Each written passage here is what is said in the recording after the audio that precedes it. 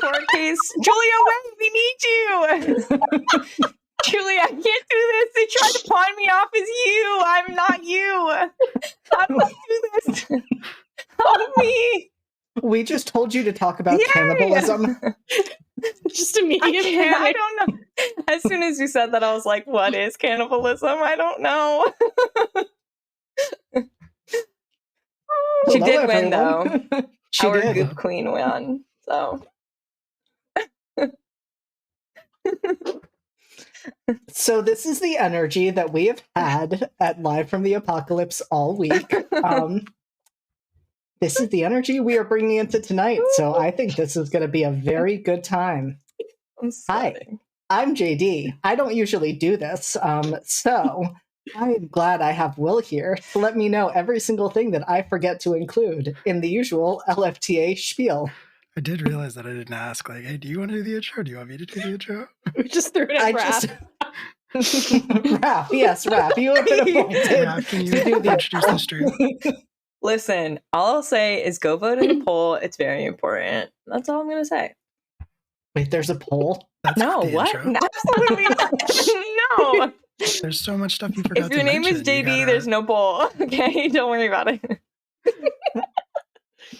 This is going to be an experience tonight, and I love it. So yes, hi, we are live from the Apocalypse. We are a not-for-profit TTRPG studio supporting progressive causes and aid organizations.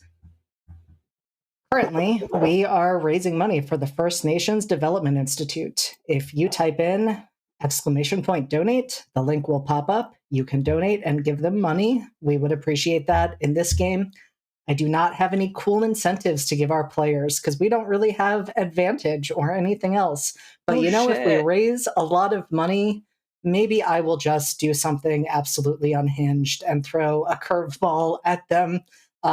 Steph, it's fine. Don't worry about it. Weren't you already doing that? More of a curveball than I already have planned at them. They will have a good time. It'll be fun.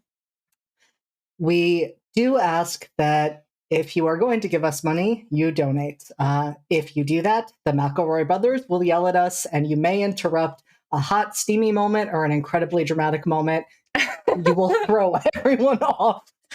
They will all have to figure out how to get themselves back together, and it will be a good time. I didn't think of that. Glad I put that out there for you to now think about. God.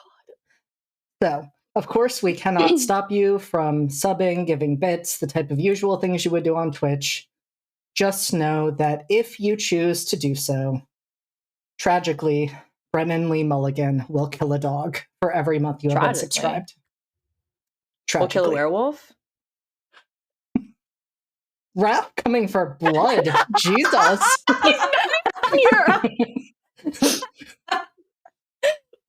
Alex, I am so sorry. I know you are in the chat. I have seen you.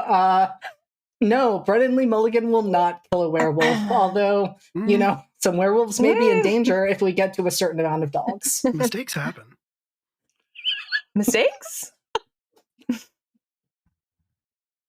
You all are feral, and I love you.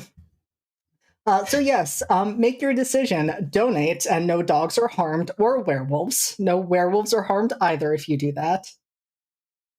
Or kill a bunch of dogs. Imagine that in a Jigsaw voice. Live or die, make your choice. Is that all, Will? I think so. Yeah, there's channel points and stuff like that. But Yes. those are the broad strokes. So yes, channel points, you can react with a whole range of reactions. We'll see if we get to use the emotional damage one. That is one of our favorites. Probably. All right. So if you are here and watching, this is a season of Secrets and Shadows. Thank you so much for that demonstration. This is our Regency-flavored Monsterhearts game. I'm going to lean on the flavored piece. Do not come at me. This is going to be very much not your typical history. We have supernatural creatures. We have so many other things.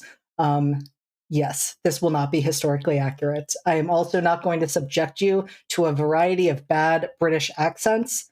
I know I sound American. Believe me, we are actually in London. Are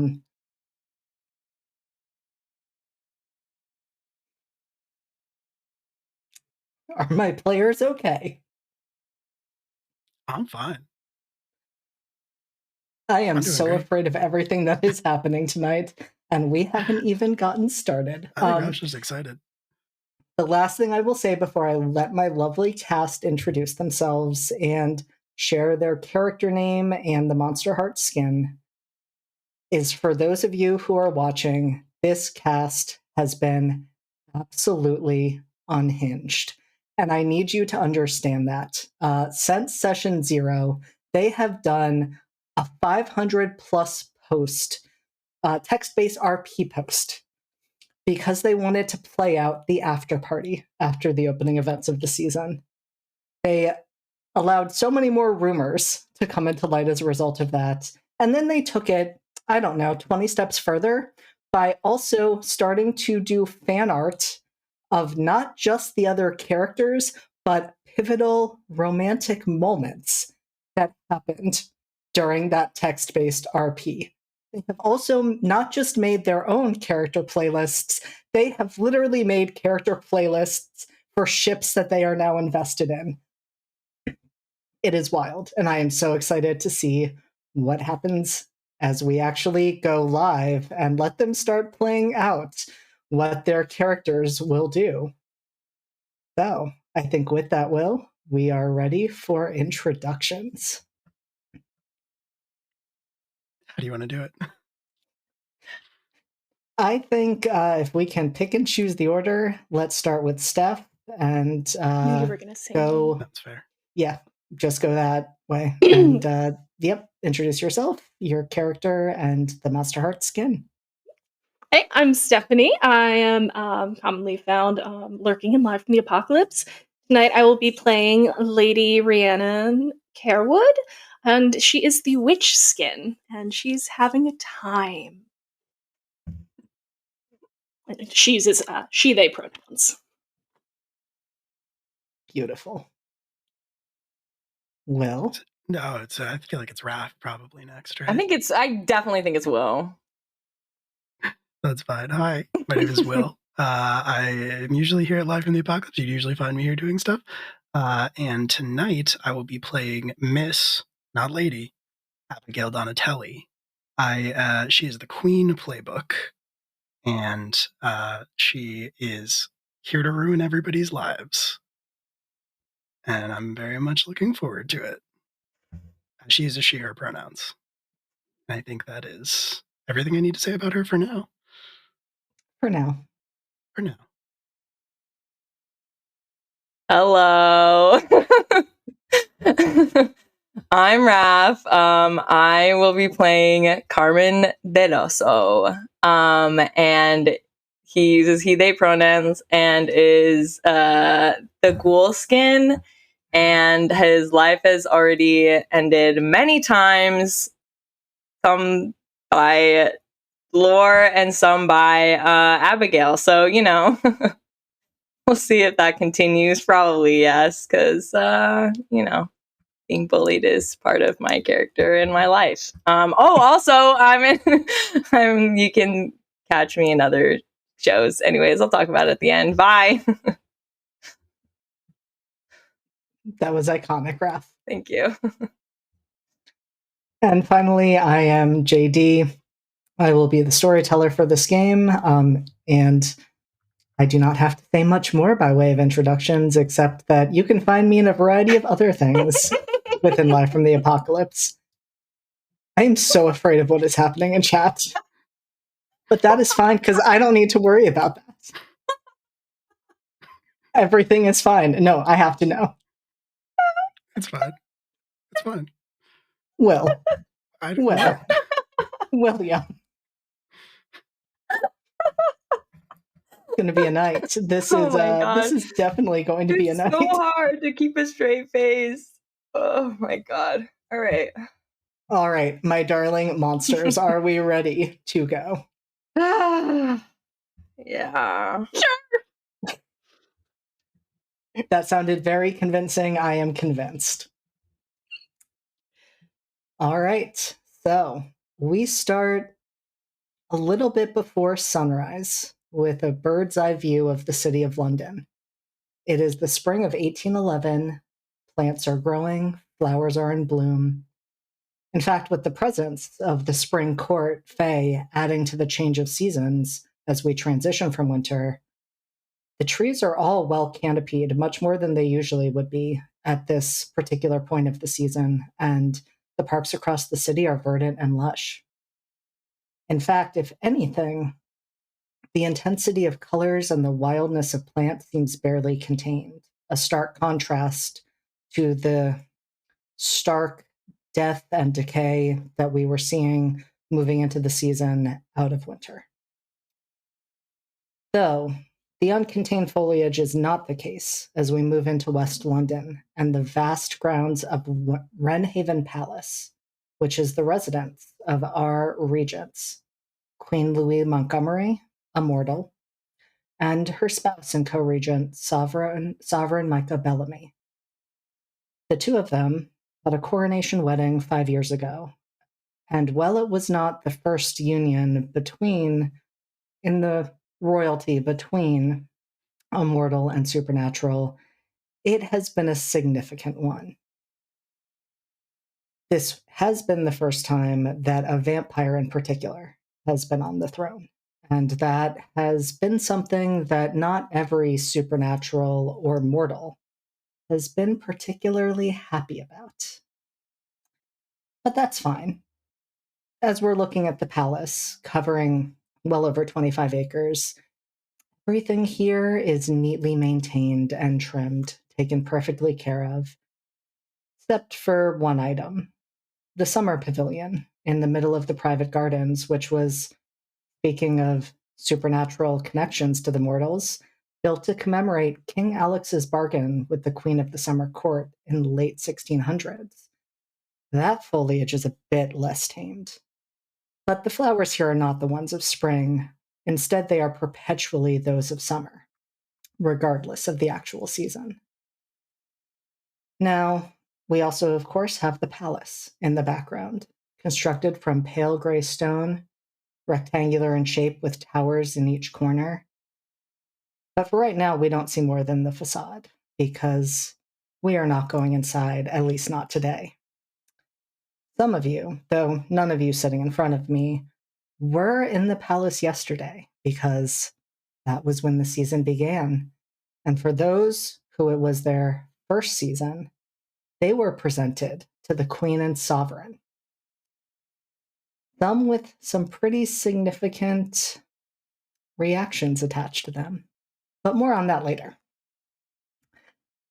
Even though it is barely dawn and everything seems quiet, the energy here remains palpable because the season has begun and rumors are starting to circulate.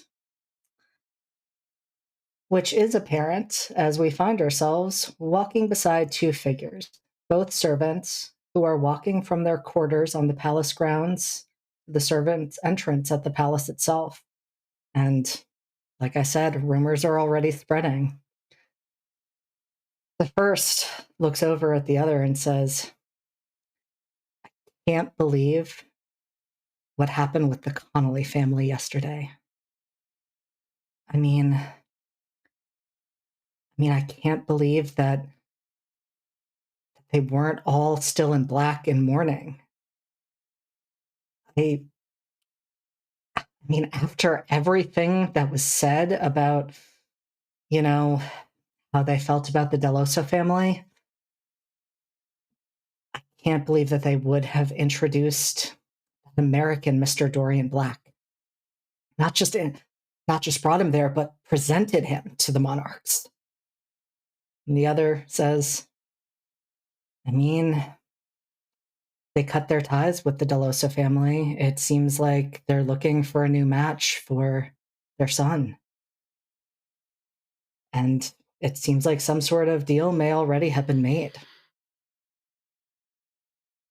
And the other says, "Well, Yeah, I mean, that wasn't even the biggest part, though. I mean, there were audible gasps when Sovereign Micah walked out with Miss Elise Clarendon. And the other kind of laughs and says, yes, but it wasn't a surprise. I mean, we've all been wondering what the two of them are getting up to behind closed doors. And it is at that moment that there are the sound of hoofbeats coming up the path. And a tall, blonde-haired figure leading two horses comes up almost seemingly out of nowhere. The two servants freeze and look at them. And we see in that moment a young woman who, although at first appearance you might have thought was 6 feet or taller, and perhaps that's because these horses, 17 hands apiece, she easily comes up to their shoulders. She actually seems a little bit smaller in stature.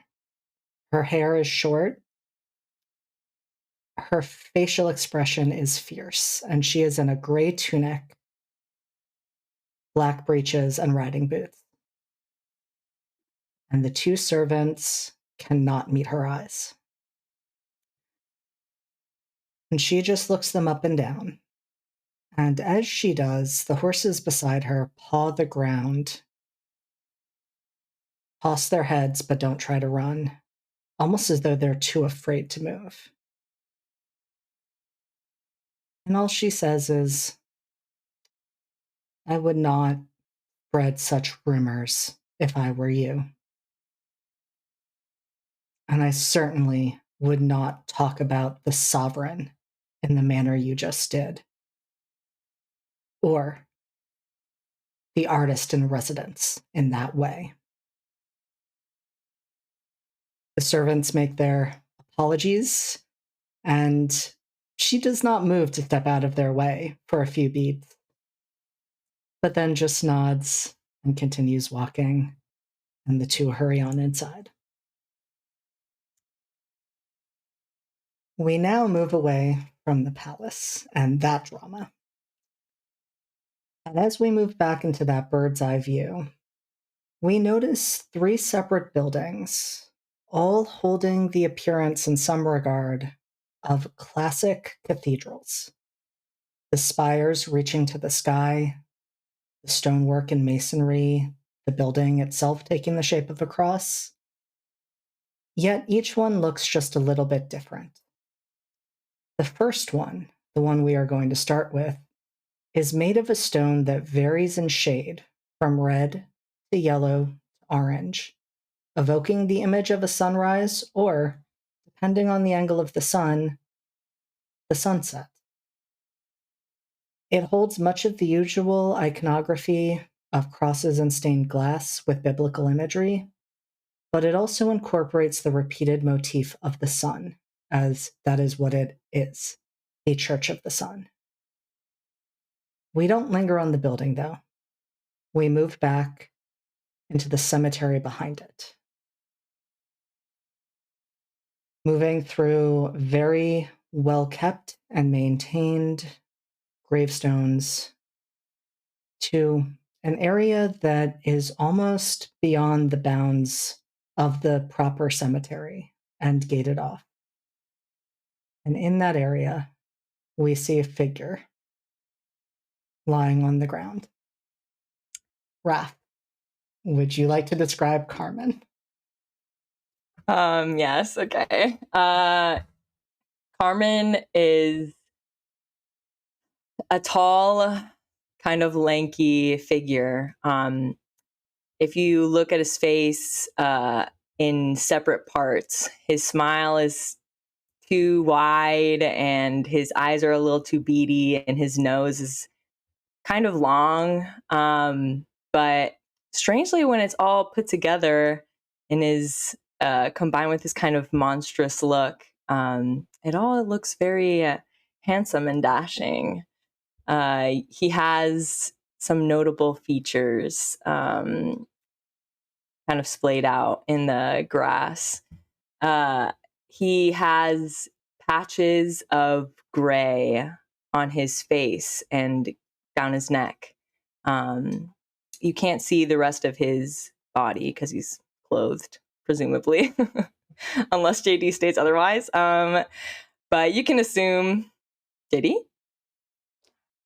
I think you're clothed, although I would love to hear what condition you think your clothes are in at this point. Good point. Yeah, I guess through some of the torn fabric, you can see a bit more gray as it kind of goes down his arms in almost like splashing patterns. You can also see stitch marks, most notably on his face and around his neck in a complete circle. And if you look very closely at his fingers, you'll notice that every single finger has a stitch mark right at the palm. He opens his eyes and he has two different colored eyes, green and brown. And yeah. Oh, wait. And he also has, I almost forgot, he has a big patch of white in his hair, almost as if his hair is slowly dying. Carmen, you had quite the night last night. Yeah. And in fact, you don't remember much after you left the hill. You remember bits and pieces up until that point. Mm. But from the moment that for the first time ever, your hunger not only spoke in complete sentences, your hunger spoke to another person and held a full conversation. You do remember that. What happened after, you do not have any recollection of. In fact, I think surprisingly, the last several hours are a complete blank. You don't know how you reached this graveyard. You, of course, know where you are and have an idea of what would bring you here. But everything else is gone.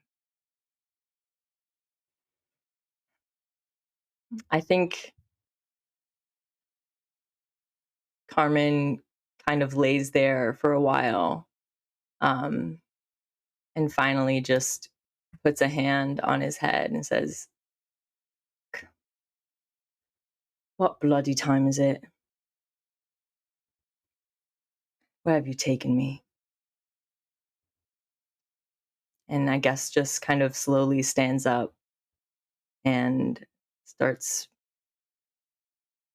trudging home. Before you have a chance to start trudging home, you do get an answer to your question, though not the answer you're likely expecting. Because you hear someone kind of awkwardly clear their throats and say, it's about 6:30. And there is a young priest standing there looking at you a bit horrified. He looks like he probably has barely received the collar, because he looks fairly young. He is in black robes and, of course, his priestly vestments, and he's got dark, kind of tousled hair that goes down to his shoulders. And you're not quite sure how long he's been there, but he's definitely been probably staring at you for a minute or two. Wasn't really, it's kind of a rhetorical question, but do you take care of the graves here? That is one of my duties, ensuring that the ground is kept sacred. And yes, are you Are you okay? I'm fine. Did you have a bit of, was last night, were you at the pub? Do you know who I am? I could not say. That's disappointing. I'm of the Deloso family. We're building that mausoleum right over there. And he looks over and then looks back at you and has that moment of dawning realization and says, my apologies. Yes. My outings are none of your business. Where I end up, whether on your church ground or not, are also none of your business.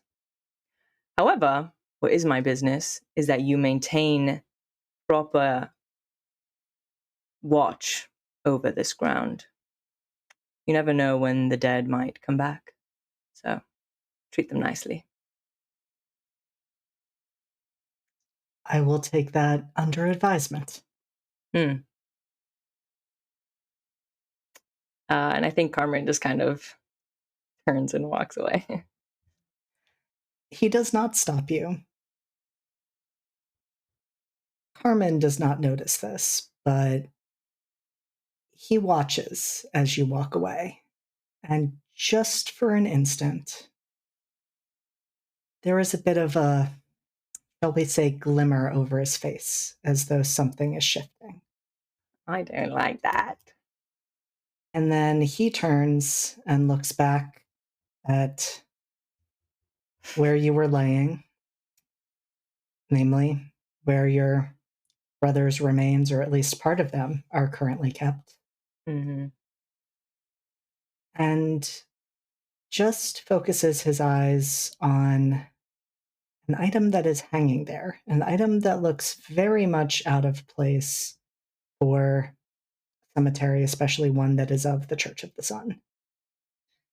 It is a mixture of small bones and sticks and stone, all woven together, just hanging right where Damien Deloso's remains are currently being held.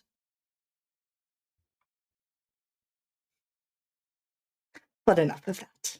Horrific. Okay.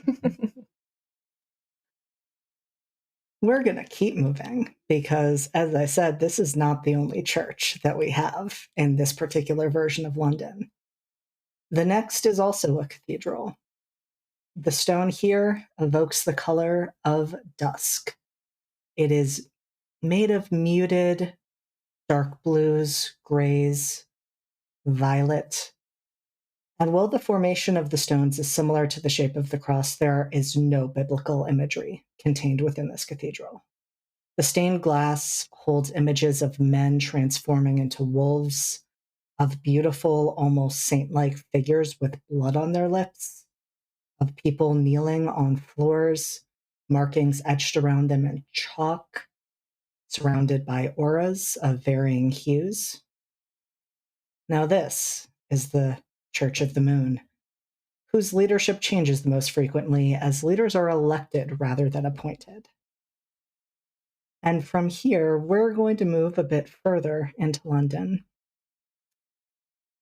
And I would love you, Will, to describe to me what the Donatelli residence looks like. Absolutely. Would love to. The Donatelli residence is a large house in one of the wealthier parts of London.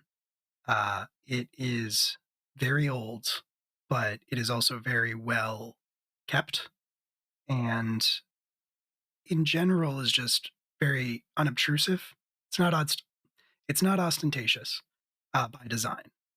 If anything, I would say it's a little bit understated on purpose, but it is still very clearly a place of great wealth and great power, political if not otherwise. And Abigail, where do we find you this morning? I think this morning, Abigail would be.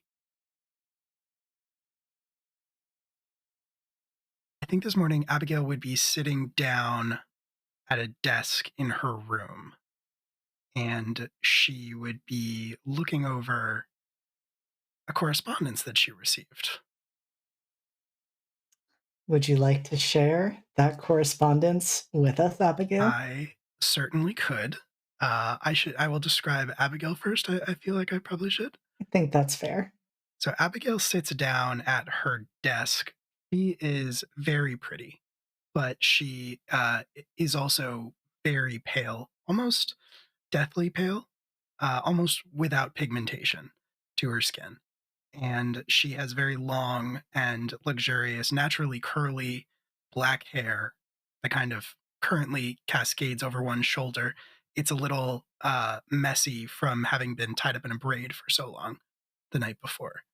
Um, and I think currently she's just kind of wearing a white nightgown that almost blends in seamlessly with her skin.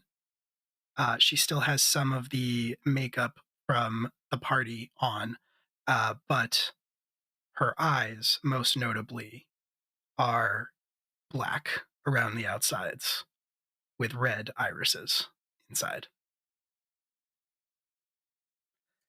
We'd love And to see it. she is reading over a letter that is written on very expensive looking paper. And it reads, actually, let me describe this a little bit better. It is a rich cream colored sheet of handmade paper. The envelope, I'm sorry, no, there's no envelope. She unfolds it, and in the process, she breaks a wax seal that is stamped with the image of a lion. It's addressed to her. It says Abigail on it. And the ink that says her name is black with flecks of gold in it. The handwriting is very careful and precise. And so she reads, and it says, Miss Donatelli, I would like to thank you for the kindness you showed to me this evening, though I scarcely deserve it. Although it was my sincere hope that you would not find our little get-together to be dull, the circumstances were hardly what I'd intended. As your host and your friend, I feel I must one final time offer my apologies. However, someone very wise, I think it was you, once told me that one shouldn't dwell on the past, and so I will leave my apologies there. It was a pleasure to see you this evening, although I admit I had an ulterior motive in inviting you. First, to enjoy your beauty and wit. Perhaps that goes without saying. Second, there are certain matters concerning my family I'd care to discuss with you, which obviously, due to the circumstances, we were unable to do. I am hesitant to reveal anything further in writing, but given the course of the season, I'm sure we'll have a chance to speak again in a more intimate setting. Until we meet next, I'll think fondly of the time we spent together this evening in the library. I was happy to hear you enjoyed the space as much as I do, but now that you've been there, the room will always feel slightly empty until you grace it with your presence again. Your faithful and admiring servant, Captain Fitzgerald de Villiers. Incredible. Absolutely incredible. And so as Abigail is sitting there, reading over that letter, there comes a knock at the door. And she will kind of turn, give one look over her shoulder, and say, Come in. The door opens, and one of the servants steps in. I will certainly take your feedback on this, Will, but I think all of the servants have fairly blank, neutral expressions on their faces and are dressed in very circumspect, like nondescript attire. I think that makes a lot of sense. And they just step in, somewhat averting their gaze given your current attire. and say, "Forgive my intrusion. Your father requests your presence in the library." Hmm. Regarding what? He did not say.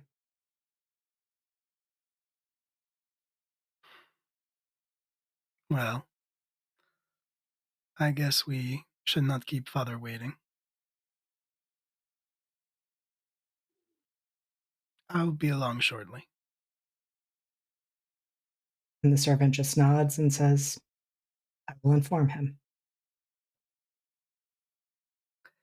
And Abigail will take a moment to get dressed. I think she will take a few minutes to remove the makeup that she still has on, and then put on something very simple and understated, just like a very simple black dress. Nothing fancy at all. Doesn't bother to fix her hair or anything like that. But then she will walk through the house. And I think as she does so, there are a lot of decorations and art pieces and things like that throughout this house, but they are all very impersonal. There aren't any family portraits. There aren't really any pictures of her, any pictures of other family members, just art, objects of interest. I think that makes a lot of sense with this household. And so Abigail reaches the library. I do not see it being more decorated than any other room, though I would imagine it is one of the fullest and most well kept given the items inside. I see it being one of those libraries that has multiple levels and books on those upper levels that can be reached by ladder. And also has a large marble fireplace. Even though it is early and probably unnecessary, the fireplace is going, and I think it often is lit. And your father is standing there, resting one arm on the mantle, a cigarette dangling from one finger. He does not look at you as you enter. Would you like to describe what Abraham looks like? Sure. Abraham is a very tall and thin man. His skin is of a similar hue to Abigail's, and he has very sharp features, no hint of a beard or any type of facial hair or anything like that whatsoever. And his hair is uh, like receding in a very kind of dignified and flattering way.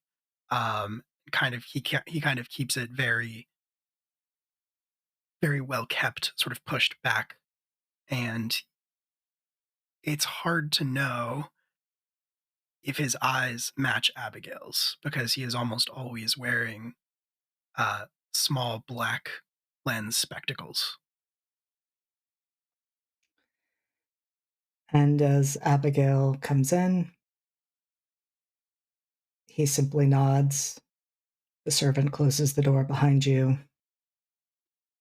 And without looking at you, he says, "Well, how are the prospects looking for the season?"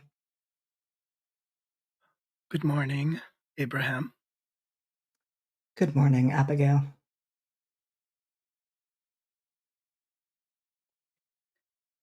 It was interesting. I'm "Would not you care to sure. elaborate?" I'm not sure of how much use most of them will be, but there are a lot of returning faces, which is unusual. Aside from me, of course.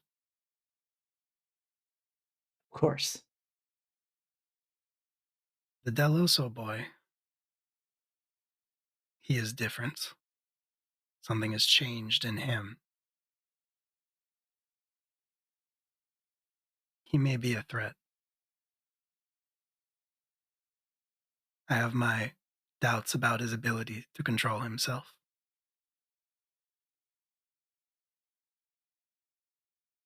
And Abraham nods.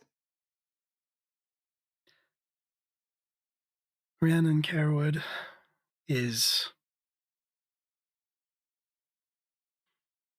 Abigail is silent for a few moments longer than she means to be. She says, she has potential. If she could be brought out from under her family.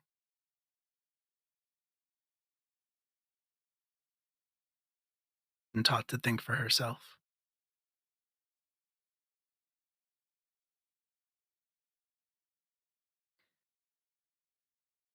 And of course, our host, Fitzgerald de Villiers, the captain. I think he was quite taken with me.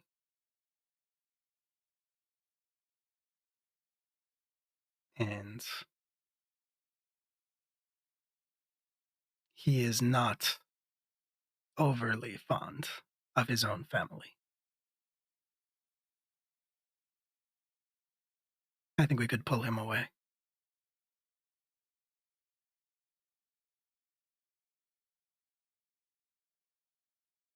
And Abraham does not give much by way of response to any of that.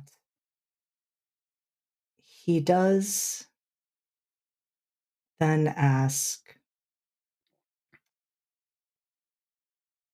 what of some of the newer arrivals? What of the scion of Lord and Lady Frostpin of the Winter Court?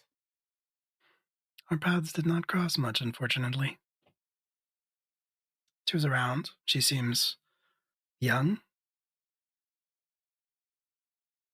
And she was not the only Fey royalty present.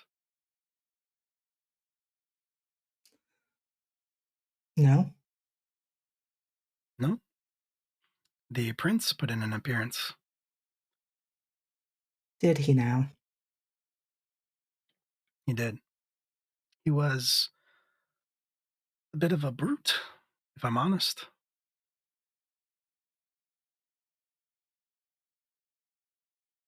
You seem displeased with him.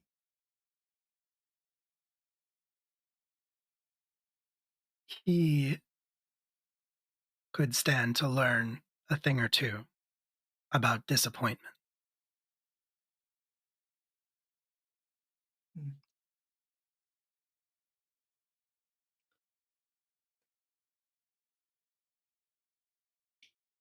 And Abraham considers that and nods once again,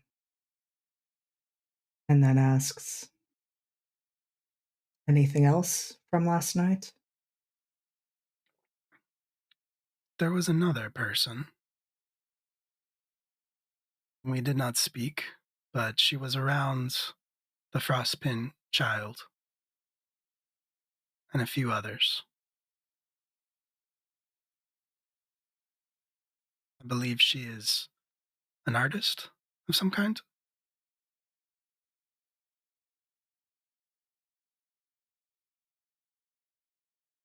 And Abraham nods and says, ah, yes, the one that the sovereign presented yesterday at the opening ceremony. She would be a good one to keep an eye on. As you say.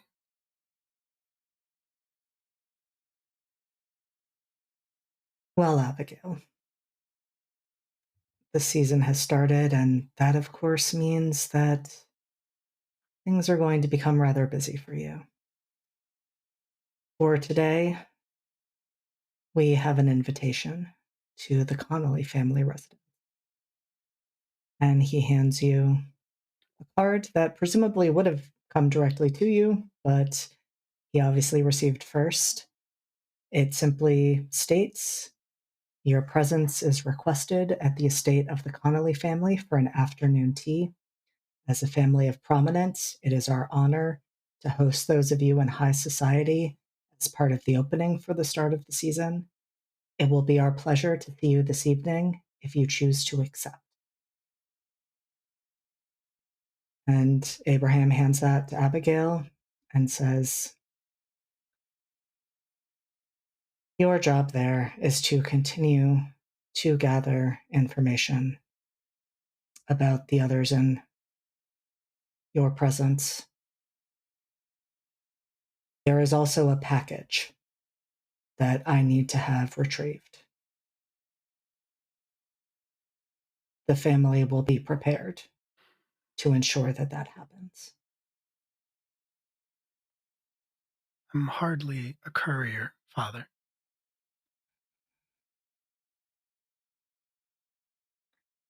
As I said, that is only part of your job, and this is an item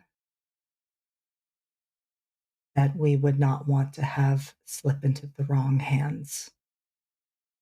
Me asking you, I don't ask, but me asking you to pick it up is to ensure that it is safe.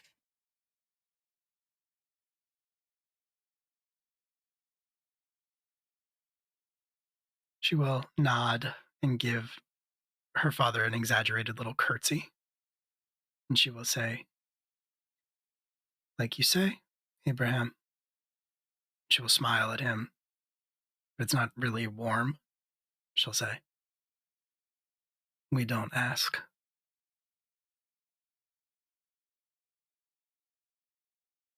And before Abigail can either take her exit or give Abraham a chance to respond, there is a knock on the door, and Abraham says, enter.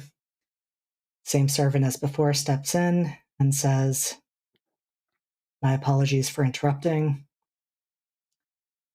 Father Ashley Donovan is here to see you. And Abraham doesn't sigh. He does take in a deep breath. Looks like he wants to sigh. And then just says, of course. And looks to Abigail and says, you have your responsibilities for the day, and I apparently have mine. She nods and starts to leave and stops on her way out and then looks back at Abraham with a mischievous glint in her eyes and says, would you like me to tempt the priest on my way out?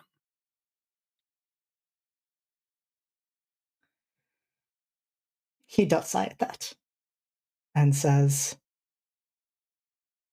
were this not a priest of the infernal church, perhaps I would recommend that. However, I do not think that will be particularly effective on Father Ashley. Abigail will shrug and leave the library. Does Abigail head back to her room, or does she take a different path? She will make like she is going back to her room. I think she will see if there is a situation here where she can potentially overhear something. But if they're being cautious about it, she's not going to press the issue. I will say the fact that they are being cautious may be answer enough for Abigail, that this is a very clandestine meeting. Okay. That is fair. So in that case, she will not press it. She will go back to her room. And does Abigail have any additional letters that she would want? I wouldn't say that she would want, that we need to share. Think so. Unless you want me to. If you're open to it, I think you should, Will. I think you should. Okay. All right. I thought we were gonna keep this for longer. I'm down. We're talking about the same thing, right? We are talking about the same thing. Okay, cool. All right. Then yeah, I do.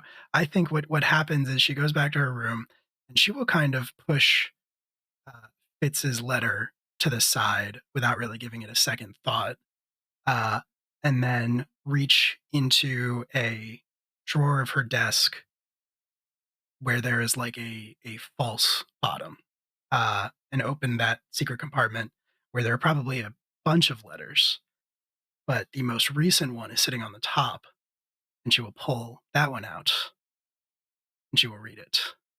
And it says, My dearest A, things are moving quickly. The party was a success, even with the issues that we ran into with Fitz. I'm relieved that no harm came to you. The captain trusts me enough to share everything. You were as amazing as always, clearly. And if his usefulness was the only thing stopping me from introducing him to the business end of my pistol when he told me what happened. But I digress. The Lady Carewood is an interesting option in this season, especially given how her presence seems to have affected Prince Reynard. He disappeared after we saw him in the library with Rhiannon. I've sent a letter to the Winter Court, hopefully calling his action to the forefront while framing it as concern for his well-being. Will gain us some sway with the court. Perhaps a boon to call upon when we need it. One piece I was unable to secure was the Lady Astrid Primer.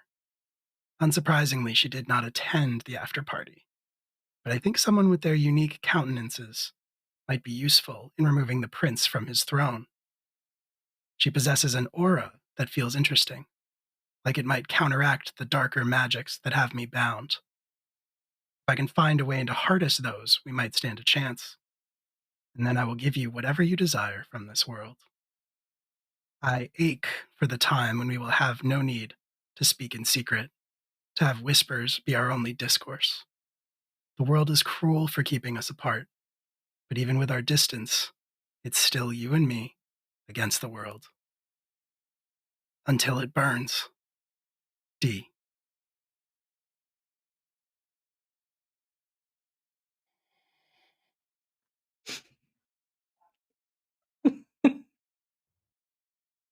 I have to let everyone scream for a few moments after that.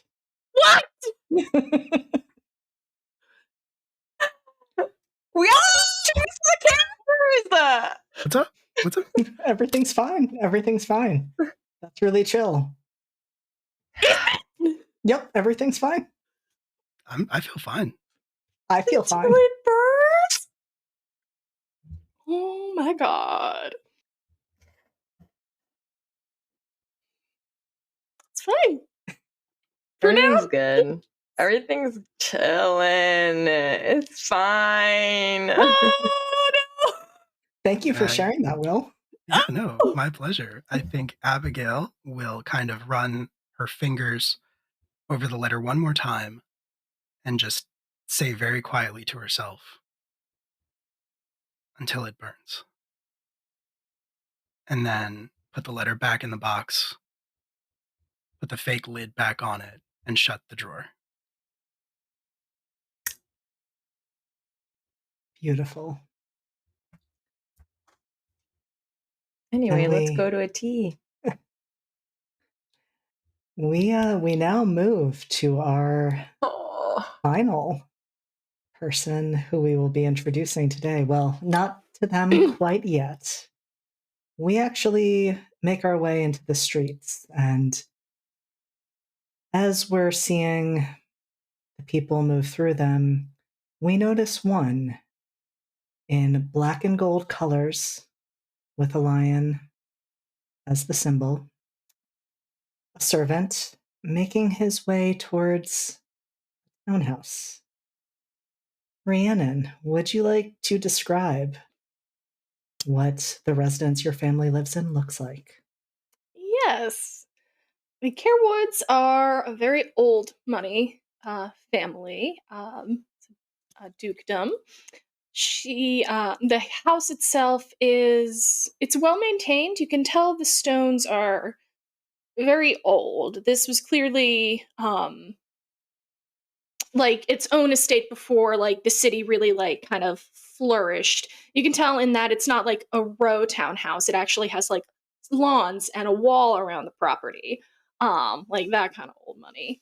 The stones themselves are this very pale gray with almost like the silveriest sheen, and interesting enough, there's like a gargoyle in each corner of the 4 points of the house. Has an arched front porch, a wrought iron gate. Everything is very finely kept in the front. The backyard,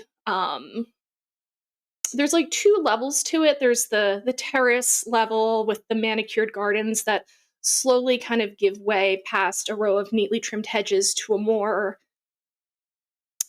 wilder garden where it seems like nature is free to spread and intermingle as it will, with the trees planted there and such. So you have the appearance of the stateliness that a titled old money family would have, but you see the inherent nature of this particular type of witchy family beneath the surface of it. And where do we find Rhiannon this morning? And of course, would you describe her as we see her? Yes, Rhiannon is she is about 5'3". She has this blackish brown, um, loosely curled hair that comes down well past her shoulders. She has fair skin, very golden eyes, and no freckles. She's this look of someone who used to spend a lot of time in the sun, but that glow has kind of dimmed from her skin. Like she hasn't seen the sun in quite a while, which is not how she looked last season when she had officially made her debut. I think this morning would find her in her room, probably waiting on her maid Noelle, her most trusted maid in the household, probably to bring her breakfast. She's in a violet nightgown with a matching robe, and she is just brushing out her hair at the table and just kind of reflecting on everything that happened at that after party last night, because that was a time. And with that, Rhiannon, I know of 2 letters, at least, that have arrived yet, that you may want to share with the Yeah, audience. I did get two during the party. Let's go chronologically.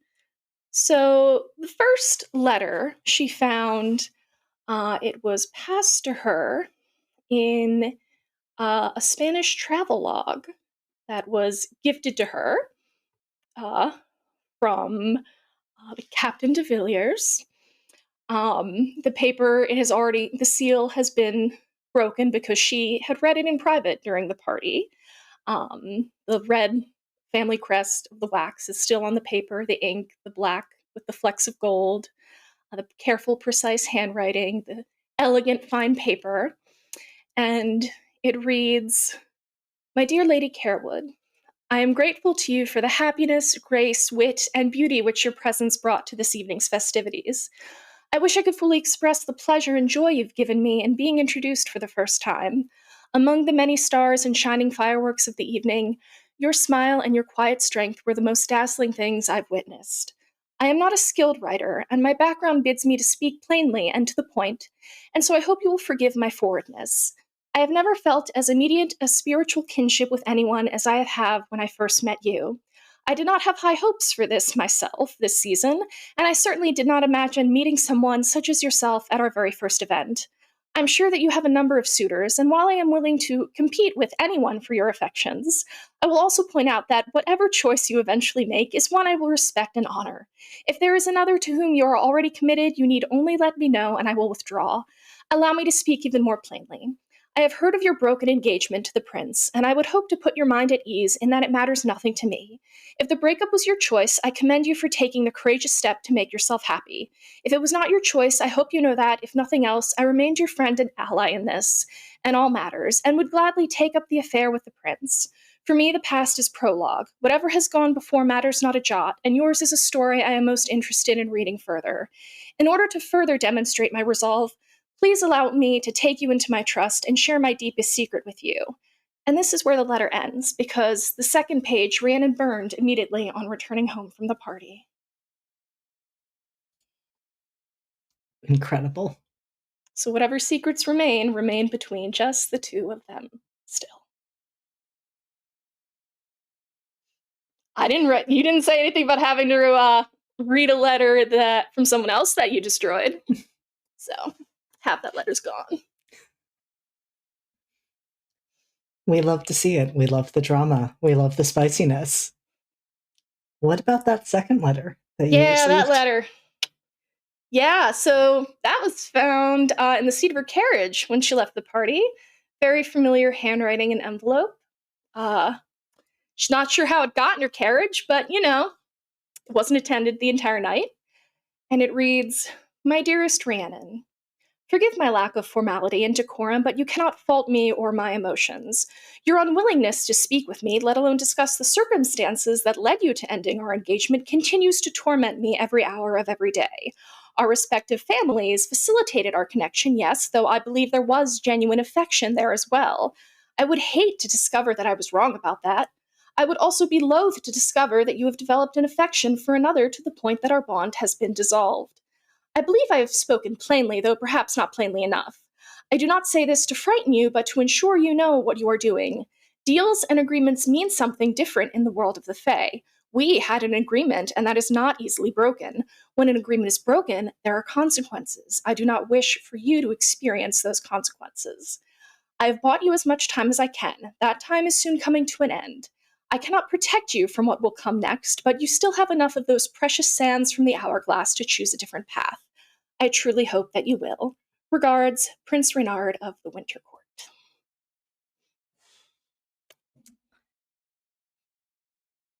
And with these two very different letters, how does Rhiannon feel as she's looking at them both? There is a wildly different mix of reactions. The letter from Reynard has been folded and unfolded many times because it sits uneasily on her mind. Given that so far in this season, since she has seen him, he has made it clear that he does not wish to have their relationship end.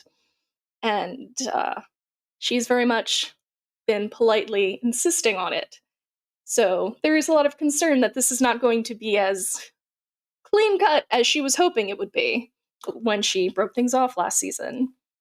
And Fitz's letter is more calming to her because it also was a surprise because she had not been getting sought after, because when you break an engagement to a prince, other suitors don't really feel that trustworthy towards you. Doesn't really instill trust that you wouldn't do the same to them if they're of a lower noble ranking. So the fact that Fitz was so taken with her so quickly is a shock, but like a warm one. So I think that's that half of the letter she did not burn. She wants to keep that as a reminder, regardless of what their relationship turns into.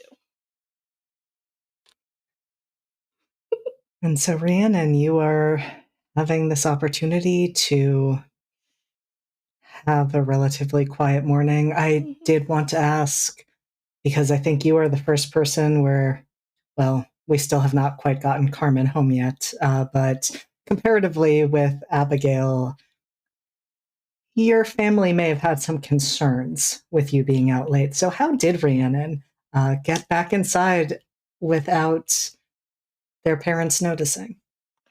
I think, given that she spent a lot of time alone the past few months, a lot of time to reflect and think things through, she likely had left the window to her bedroom open and climbed up the vines to her bedroom, which she has not done before. But she did that to avoid her father and her mother, but she didn't think her mother would care as much, so that is how she got back in her room. Her knees might be kind of scraped, but you know what? She wears dresses, so no one's going to notice that their knees are scraped. And so it is at that moment that Rhiannon's morning is destroyed? Rather rudely interrupted, shall we say. There is no knock on the door. Your bedroom door just flies open. Oh. And your father steps inside. What does Duke Leopold look like? He's a tall man. He's on the leaner side, but he's very agile. He has dark brown hair and golden eyes. Very like strong nose and very sharp features. His hairline is starting to go gray at the temples, and he's always very finely dressed, very crisply put together. And despite the hour of the morning, he is, as you said, very crisply put together. He is also radiating anger. In fact, you can likely see the green aura that surrounds him of his magic just crackling. And while that is not unheard of for your father, given his years and years, decades really, of experience, he is rarely this out of control. He does not yell. He stares at you. There is an item in his hand. You can't quite see what it is. But he kind of waves it in your direction and says, Rhiannon, what is this? So when he had barged in, Rhiannon had like bolted up from the vanity and to put distance between them, and she's still got her hairbrush in her hand, and she's just like, "Oh, it looks like a letter, Father." It is a letter, Rhiannon. To you? No, to you. Why did you read a letter to me? Because of how it was received.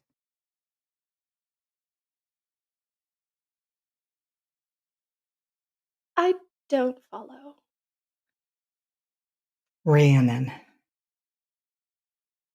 Why has Captain de Villiers announced his intention towards you?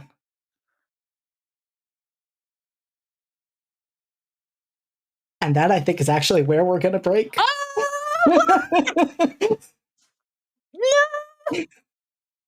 Oh, you didn't think he'd... cool. It's what happens when you send a servant to a residence and you have a father who is very nosy and wants to see what is going on. Are we having fun yet? I'm having fun. We're not even at the tea party. We're not even at the tea party yet.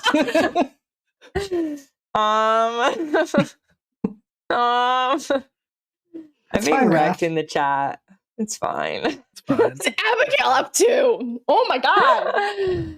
Nothing. I think everything's fine. Yeah. And Everything's great. Raph, you said your love language was bullying. We're just showing you that I we love getting you. rasped, so it's fine. I'm having a great loves time. Carmen. Everybody loves Carmen. Nobody has any issues or problems with him at all. Everything is great.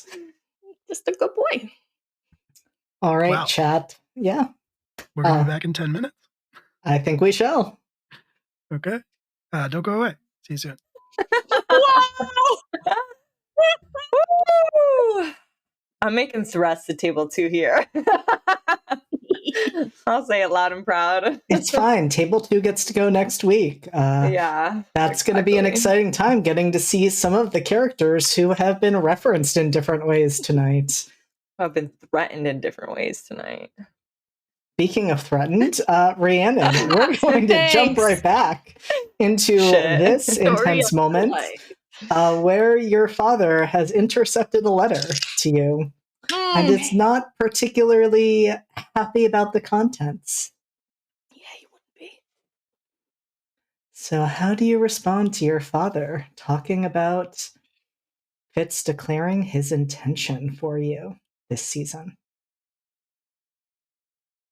Clearly, I made an impression on him at the opening ball. He was one of 3 people I danced with, being among Mr. Deloso and Mr. Black, and he's from a very well-regarded old money family, so I don't see the issue of I would not describe his family as well regarded. some members have made choices. But a lot of them are in the military, and they defend the country.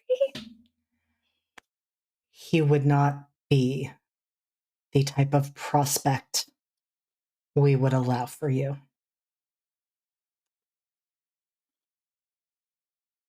Sister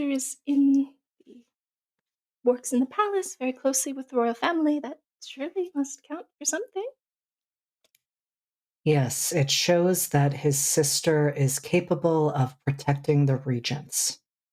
That does not make him an appropriate match. At which point he doesn't so much hand as throw the letter at you and says, "Read it out loud." He does not give you the other item contained in the letter. Face goes kind of red, and she's like, "If I do, will you give me whatever that is that came with the letter?" No. This is not a request, Rhiannon.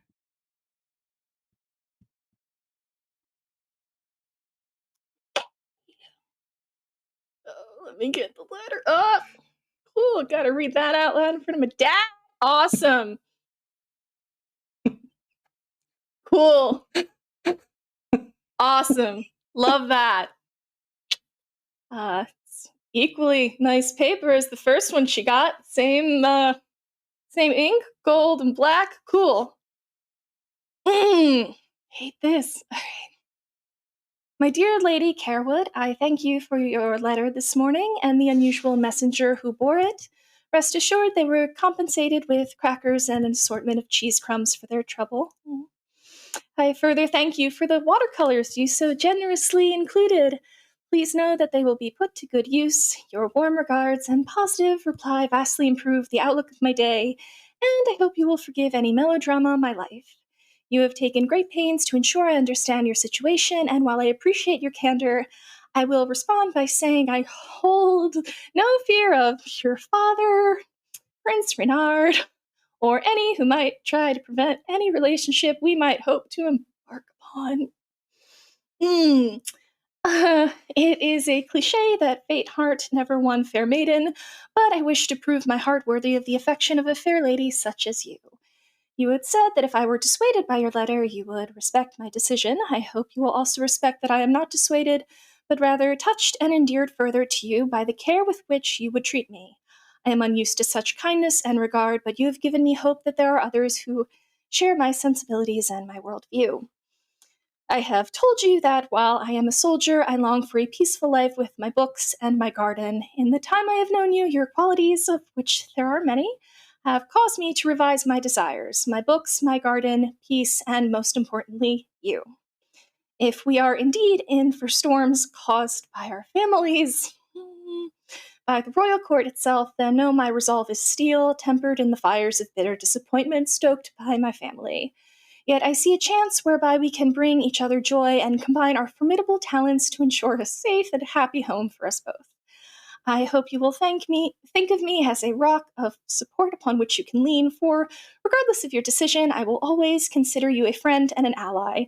Still, a chance for happiness with you is something I am willing to fight for because, to quote a poet far greater than myself, of all the saddest words of tongue and pen, the saddest are these, it might have been. I will leave you now with a gift and 2 requests. First, that, going forward, you call me Fitz. You are dear to my heart, and the intimacy I would crave from you begins with you seeing me as a friend. Second, write to me soon your thoughts on a potential outing to the gallery, on this letter, on anything at all, as I find myself longing for any excuse to speak with you again. Your words, opinions, and thoughts are like water to the desert of my mind.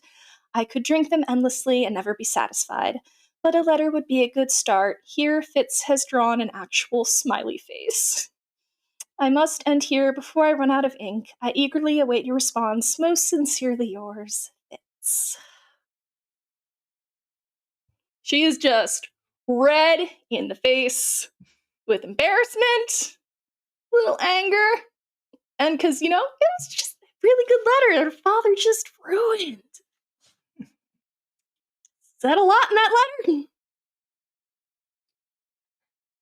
And your father just stares daggers at you the entire time you're reading. Outside of anger, you don't see much other emotion cross his face. I'm not looking at his face. I'm just focused on that letter. I know what he looks like, angry. I've gotten very good at that expression over the past year.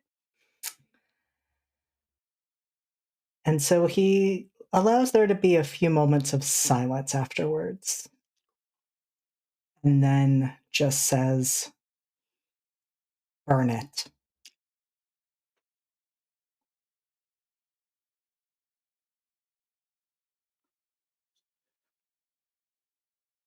Why? Rhiannon, I think that is obvious. It was a very beautifully written letter. What's the harm in just keeping it as a reminder of something that never came to pass? What's the need to keep it if it is something that never comes to pass? Good memories should be treasured. We hold a very different view of this memory. Gonna kill that dog. He's the bad guy. You. I'm all the bad guys. Perfect timing. Absolutely flawless timing. Kill some dogs.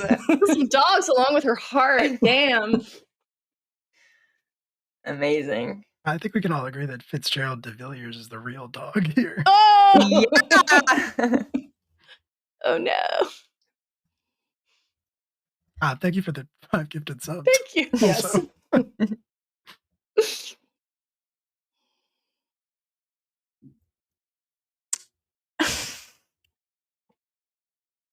What's the harm?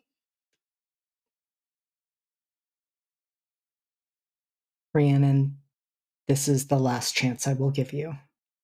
Burn the letter.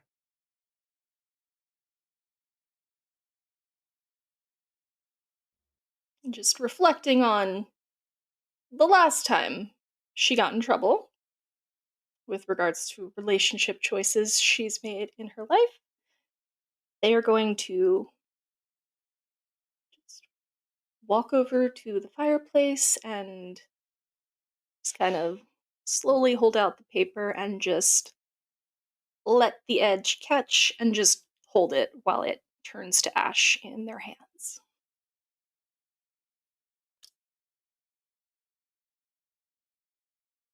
And your father watches silently.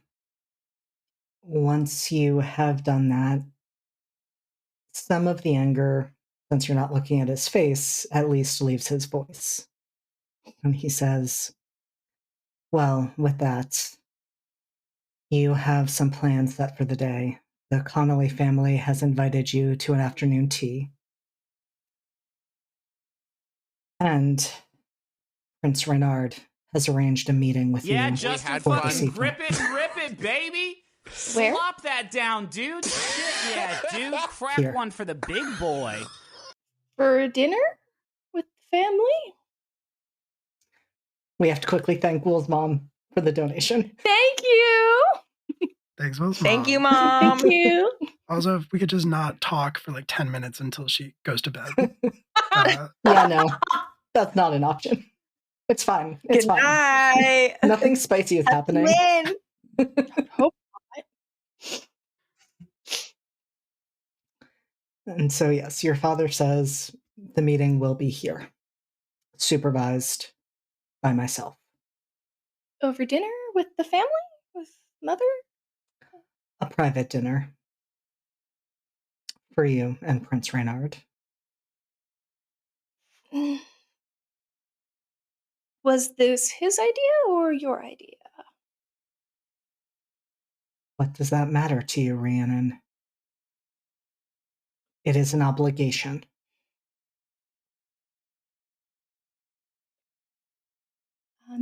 I will be there. Where else would I be except here? After tea with the Connollys. I am glad that the two of us understand each other.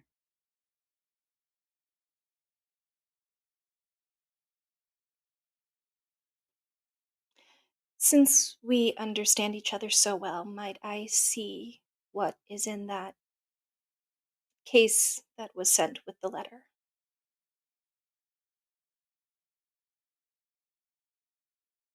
Call it closure.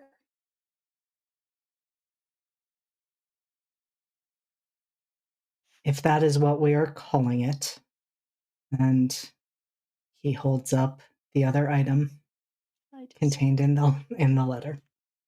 To describe it, it's a sheet of fine artist's paper, and there is a portrait of Rhiannon wearing the dress from the night before when Fitz and Rhiannon had their talk in the courtyard during the after party she snuck out to. She is surrounded by plants sketched out in exacting detail, but the clear focus of labor has been Rhiannon's face. Fitz was being modest when he claimed to be a middling talent, but he seems to have found his muse. The portrait is delicate and catches something in Rhiannon that she recognizes in her self. The plants are rendered in a scientific exactitude, but the figure is a labor of passion, and while not perfect, there is a charm and beauty in the way he has rendered her as he sees her.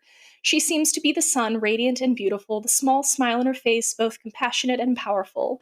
She is the master of herself and the page, commanding, a goddess of old. The watercolors Rhiannon gifted to Fitz have been used to color the portrait, while the plants have been left black and white. As such, Rhiannon literally jumps off the page, the only possible focus of a skillfully rendered work of art.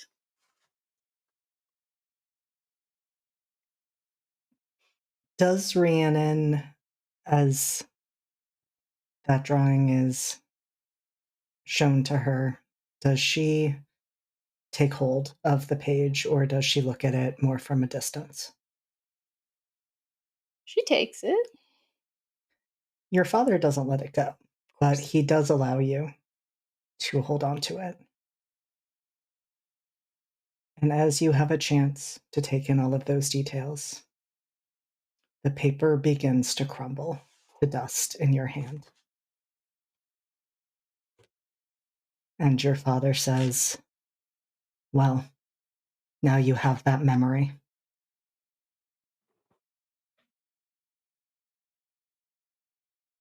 Does he leave? He does. Just gonna go lock the door. And then all the plants in her room just crumple to ash. And she just single tear and then just wipes it away, and it's just like to get ready for the tea party. So we're gonna do that.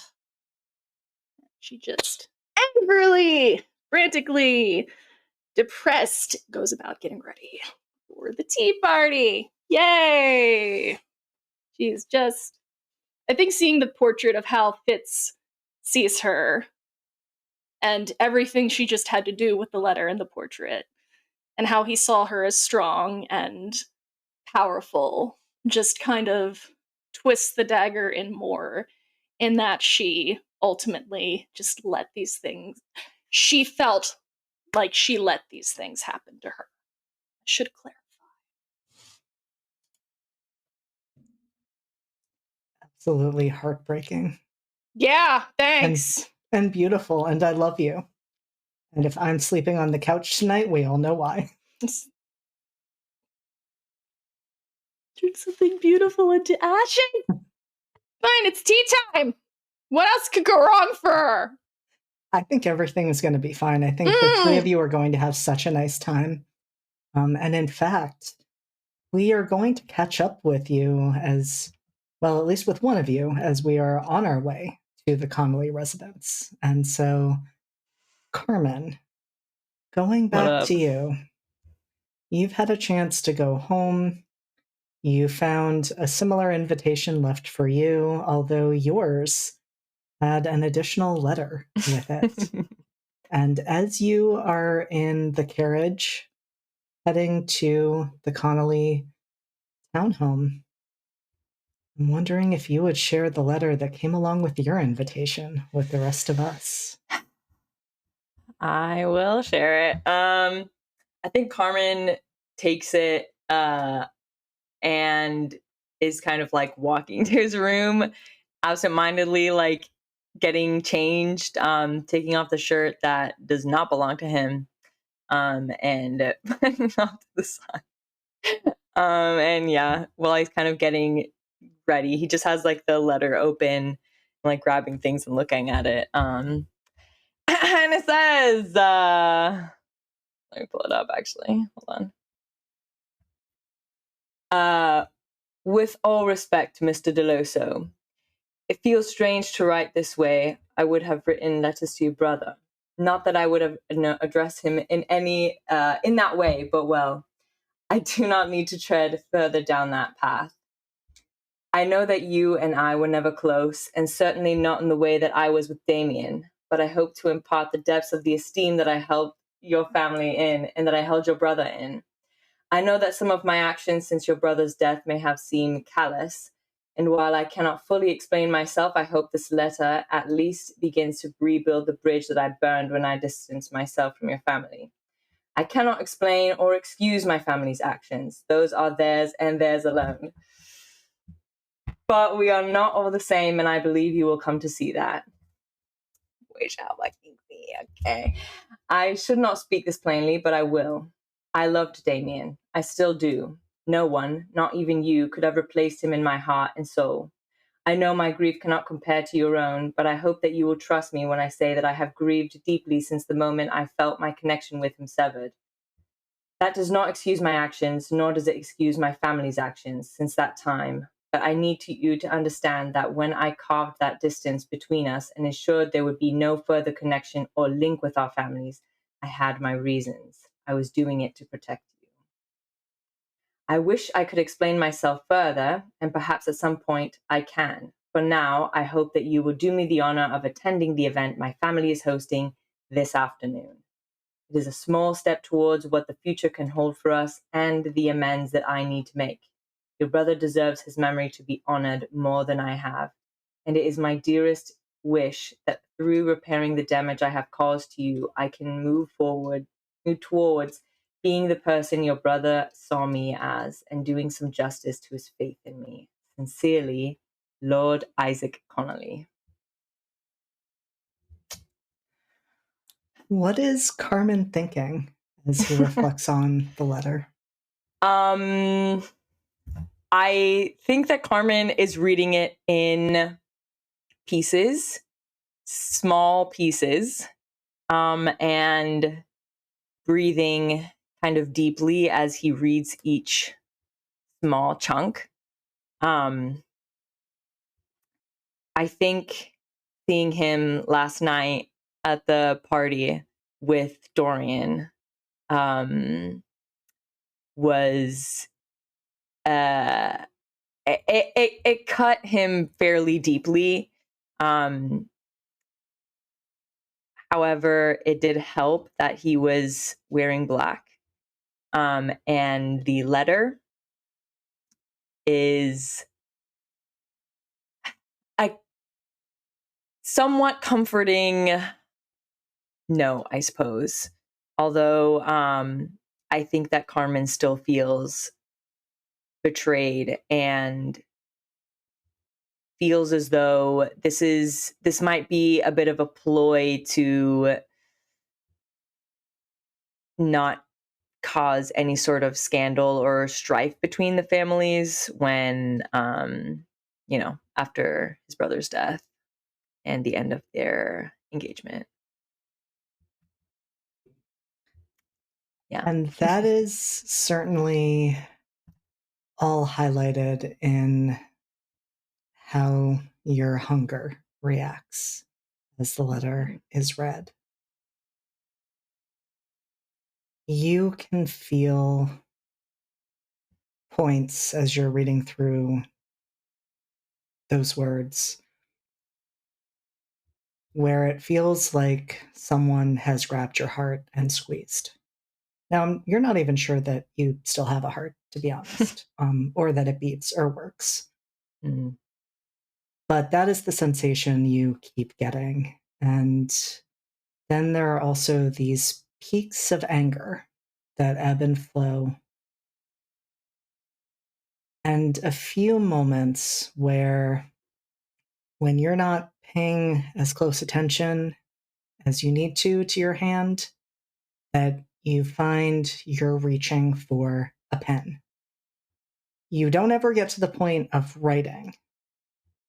You usually catch it as your fingers, or are they your fingers, close around it.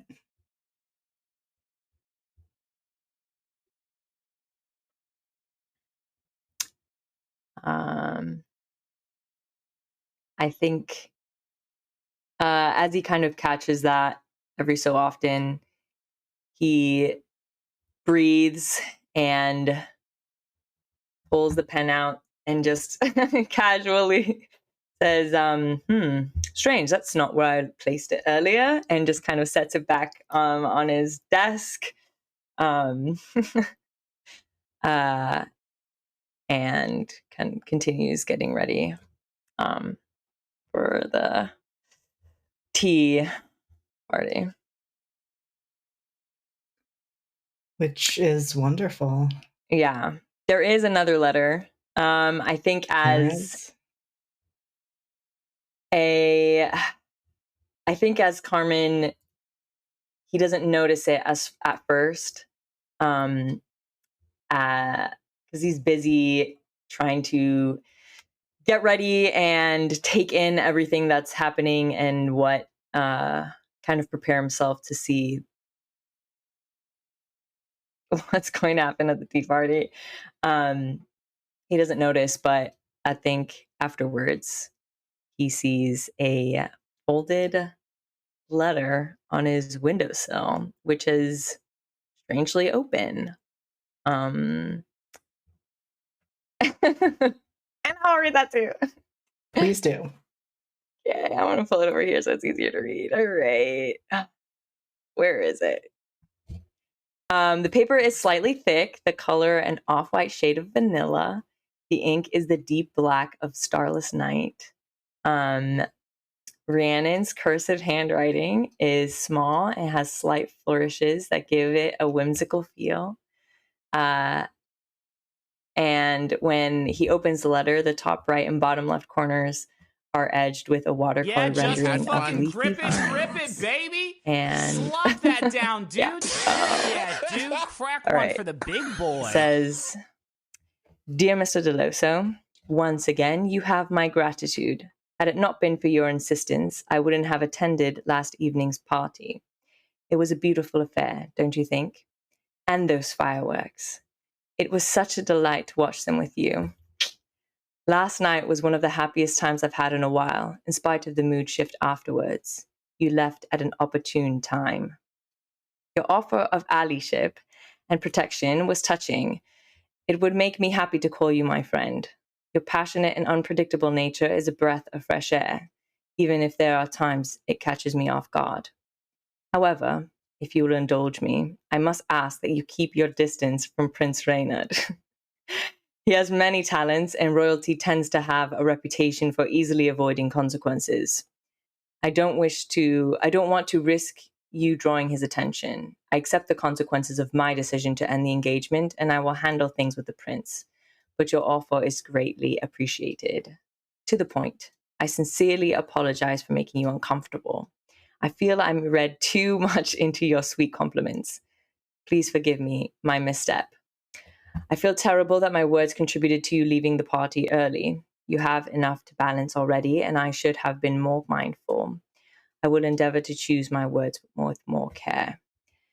The past year has not been kind to you. If there is some small way I can offer my assistance, you are welcome to ask. I've included some lavender in the letter, as they can prove calming should you need it. May this year offer you the happiness you deserve. With hope and warm regards, Lady Rhiannon Carewood. And I think after reading that, I think while he's reading it, Carmen is holding the kind of sprig of lavender and just like playing with it in his hand. And as he's finished dressing for the day, he folds up the letter and places it in his desk and just tucks the sprig into his little vest pocket. And gives a little soft smile, I guess. Yeah. And so I will say, I would actually imagine that after the letter has been read, and then as Carmen is finishing getting ready, you certainly take a few deep breaths of that lavender, because as you read through that letter, you could feel a tension building in your body. Mm-hmm. Yeah. And unlike last night, where your hunger spoke in full sentences, all your hunger says at this time is hungry for her.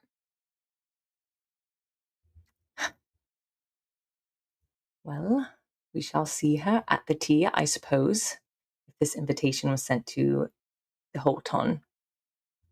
Though for now, you must be satiated with lavender.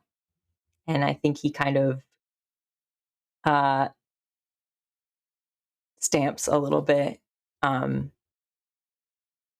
and heads downstairs.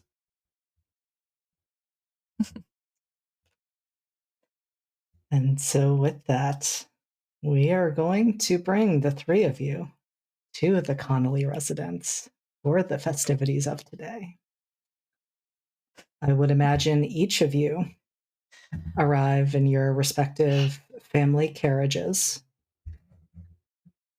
The Connolly residence is located in West London. It is on a huge 150-acre park.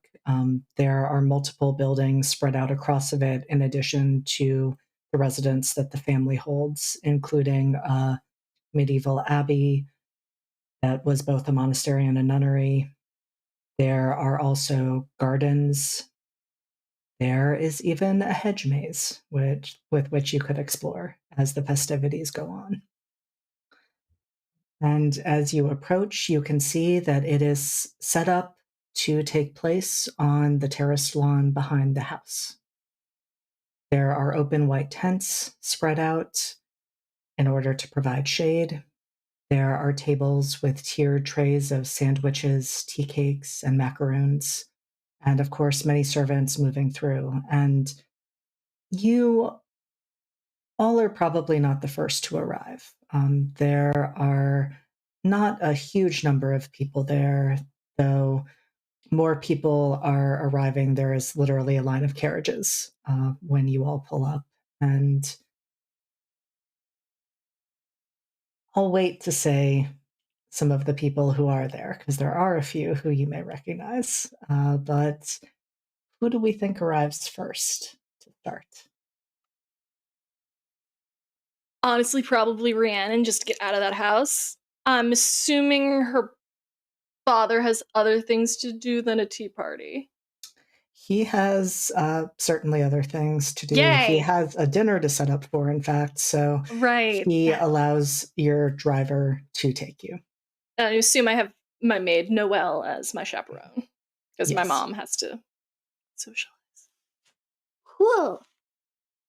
Yeah, Rhiannon probably gets there the first of the three and just politely mingles and pretends everything's fine. It's fine. This is fine. Yeah, everything's great. You have had a time. Fine morning, in fact. Ha! That does mean as you're there, Oh, you start to hear some of the rumors from the previous evening that Mm. you're realizing are already making their rounds. And in fact, as Oh. you look around, you do realize you see some familiar faces from the crowd last night. There are definitely people who were there, but again, you know, this is one of those "what were you doing at the Devil's Sacrament" type of things. So it's fine. Nobody's going to acknowledge that they were actually there. But, you know, of course, there is the fact that there was an after party, and my goodness, was it actually chaperoned? Because it didn't really seem like it. There's the fact that Miss Elise Clarendon, who has been the talk ever since they were presented by Sovereign Micah, became more of the talk after this, being seen with Octavia Frostpin as well as a stable hand. Ooh. I think that is most of what you hear, although right as we'll figure out if it is Abigail or Carmen, the next to arrive, but right before that, Rhiannon, you start to hear your own name mixed into conversation. But before we get there, who arrives next? Canonically, it is not Abigail. She's gotta be fashionably late at all times. That is Yeah. fair. Establish that. Then I Yeah, think that is probably would be perfect. Carmen. Last to arrive, first to leave. And The so with Deloso that, family. with that, Carmen, what do you do when you notice Rhiannon is there?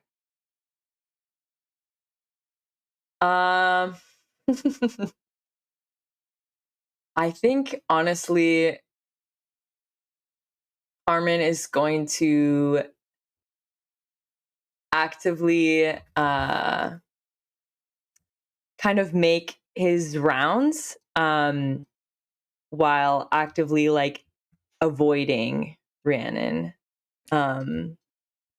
Saying just kind of saying pleasantries, hellos, and also kind of keeping an eye out for the Connollys and specifically Isaac.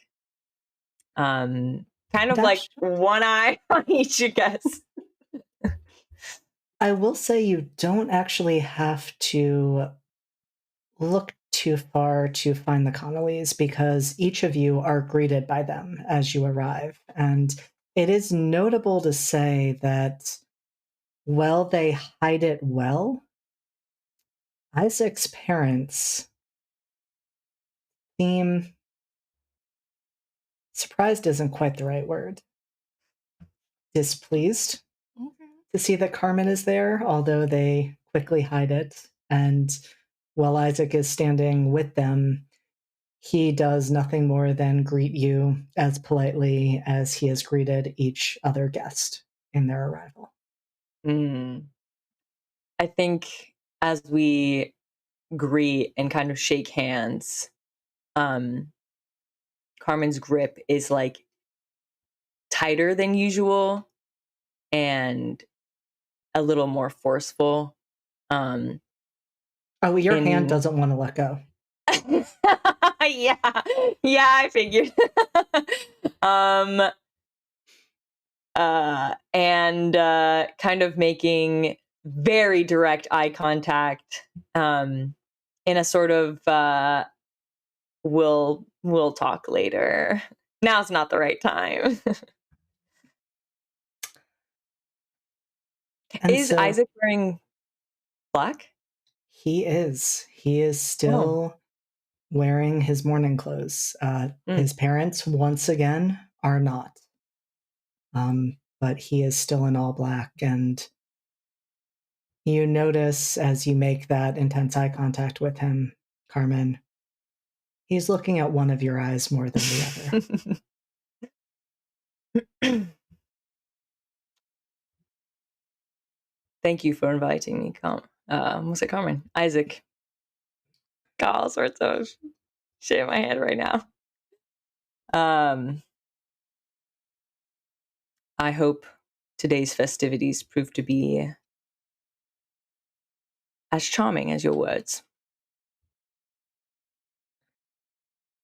And Isaac tenses, but then just says, "It is a pleasure to see you, Mr. Deloso. I hope you enjoy your time today." I should be doing my rounds. Yes, and I have other guests to greet. Yeah, I think he kind of slinks off. I definitely think I think his parents would be there. He would have brought them. They would not have wanted to miss this. But he would probably kind of slink away from them. Let them do their peacocking. Which they are very happy to do. They do not particularly want to be seen with you, to be frank, and so That's they fair. are good with you making your rounds by yourself. They have a fairly cold interaction with the Connolly family, but in that polite and respectful type of way. Yeah. Your parents have gotten pretty good at playing the game, despite the fact that they're newer to this. Mm-hmm.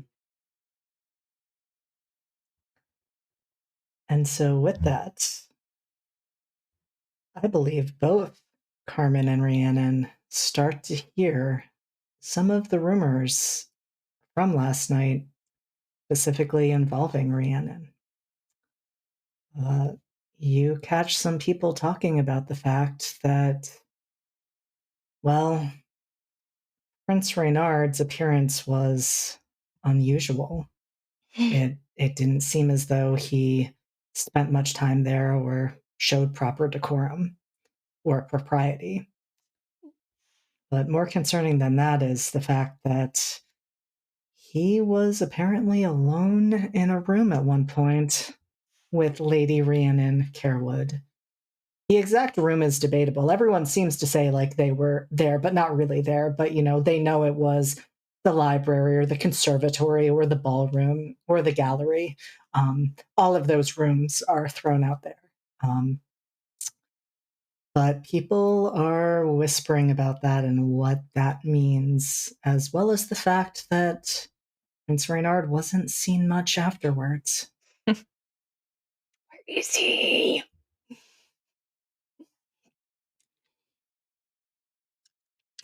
Rhiannon is just gonna. She's just, I don't know what she's gonna do. She's just kind of, her brain stopped working because they're not having a good time.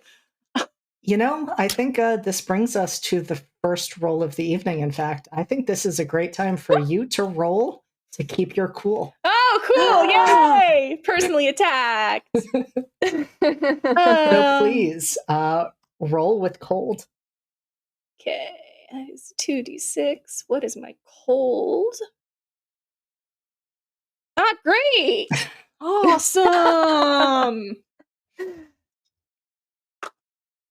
Fuck me, that's a 4. Well, cool thing, you get to mark experience. So Yeah, that is great. This is on brand for my poor baby right now. Yeah, honestly. Fuck her life. So, Rhiannon, Yeah. how do you think your magic maybe starts to manifest around you as you hear these people whispering about you and you being alone with Prince Reynard, and you think back to this morning and that beautiful letter from Fitz and that incredible drawing and how that was destroyed? Salting the wound. Ah, such a fresh wound too.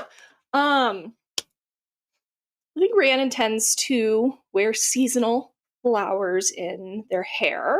And as they're listening to this rumor and just trying to keep their composure, the peony, she's got in their hair starts to blacken, but it doesn't wither. It's the color starts shifting and curling, and the petals start taking on more of a point. And actually, it starts to see throughout her hair. It seems like it's starting to sprout little thorny vines are starting to spread in tendrils throughout her hair. And that is certainly noticed, as is the Mhm. fact that some of the vibrant green that had been the grass around you starts to wither.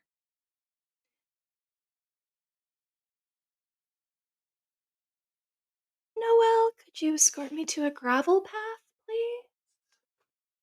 Before I embarrass myself. And Noelle, of course, escorts you discreetly and politely.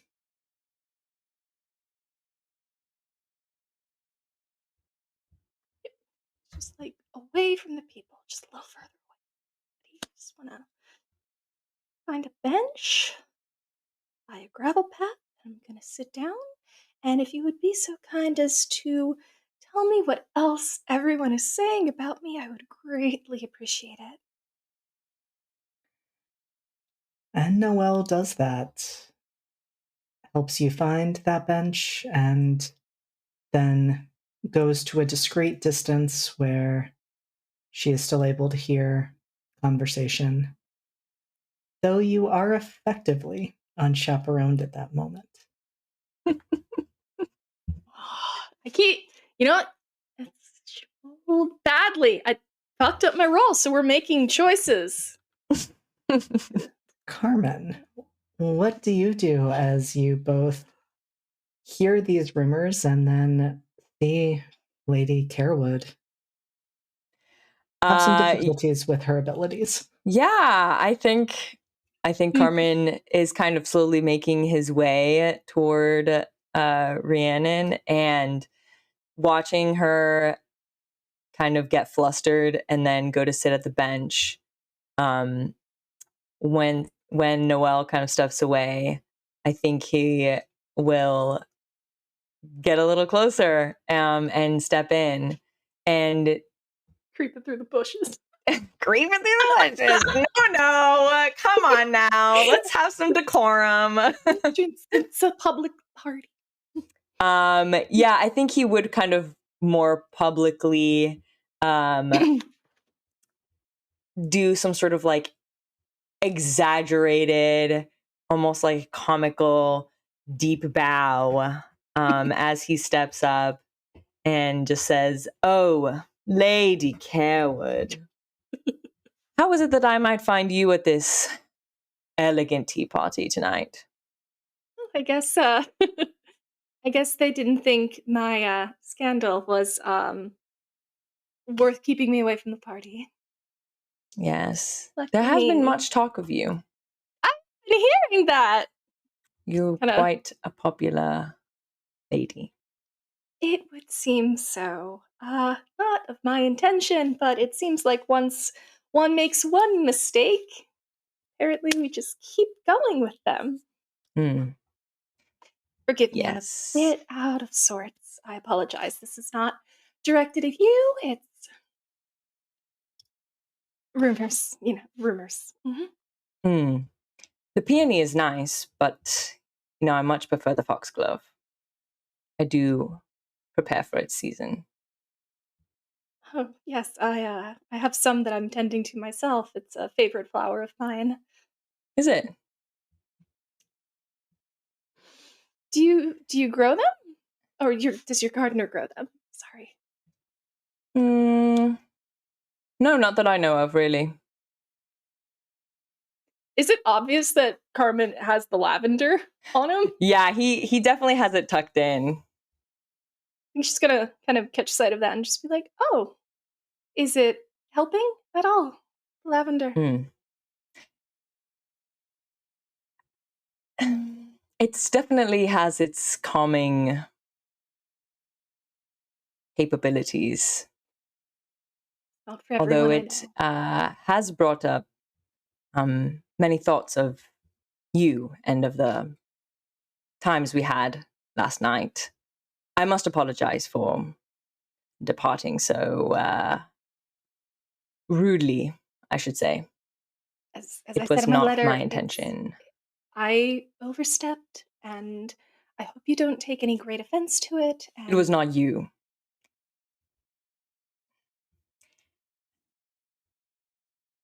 Like I said, I had to get home. My parents don't like it when I'm out late. Last time that happened, both my brother and I were killed. So you must understand, it's a bit of a touchy subject. When I realized how late it was, I had to run. I see. I'm so sorry. Again, not my intent to bring that up. Not at all. I've been all right with it now. I feel closer to him than I have in a long time. It's sad how timing works sometimes. Just gonna another thorn just gonna start weaving its way down. Just And I unaware. think that is the perfect moment to ask Abigail. You are very good at Devilish. joining in to key moments. Would We this be a step moment on this. Abigail would like to interrupt? I think so. Mhm. I think Abigail arrives a little bit late, as we established, and when she shows up, she is much more put together than she was this morning. Obviously, she I think is wearing a dress that's in like the Spanish fashion. It's red Oh. mostly, but she always makes a point to dress kind of under what everybody else is going to wear. So like I think by the standards of a tea party with this particular company, she is kind of underdressed. But that is more she kind of explains that away by she's dressing for her rank. She's not a lady of the court. She is just somebody with a like important father. And her hair now is like much she's combed it out, it's draped over one shoulder, she has a red rose in it, and she is made up, but again very plain, not in an effort to draw attention to herself. And she will upon arrival JD, how many friends do I have at the party? I think I'm gonna say that you have 6 of them. Okay. Cool. Fantastic. So I imagine that is yeah, so I think that makes perfect sense, and that Abigail kind of shows up out of nowhere talking to Rhiannon and Carmen. So she will so you'll hear a voice, a very warm voice that says, Lady Carewood, is that you? And Mr. Deloso, what a pleasant surprise. Mm. We keep Pleasant meeting is a like word. this. We do. We seem to be frequenting the same circles these days, which is, I guess, a little surprising. She will look pointedly at Carmen.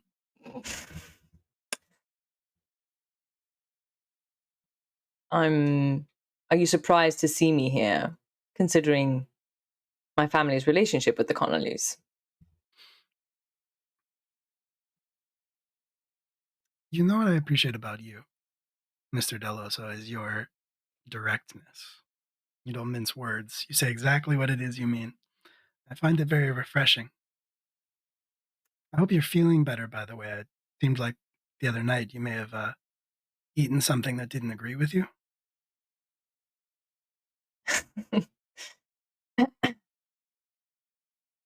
I feel much better. A bit too much of that bourbon, American stuff, I suppose, doesn't suit well with my proper English stomach.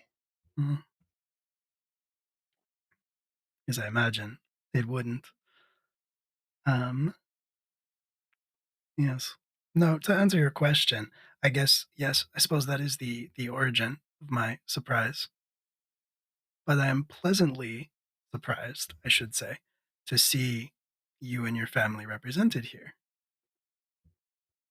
Yes, well, not everyone keeps their talons out, you know.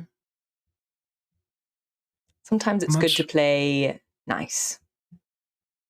Much more honest to keep them out in the open, though, wouldn't you say?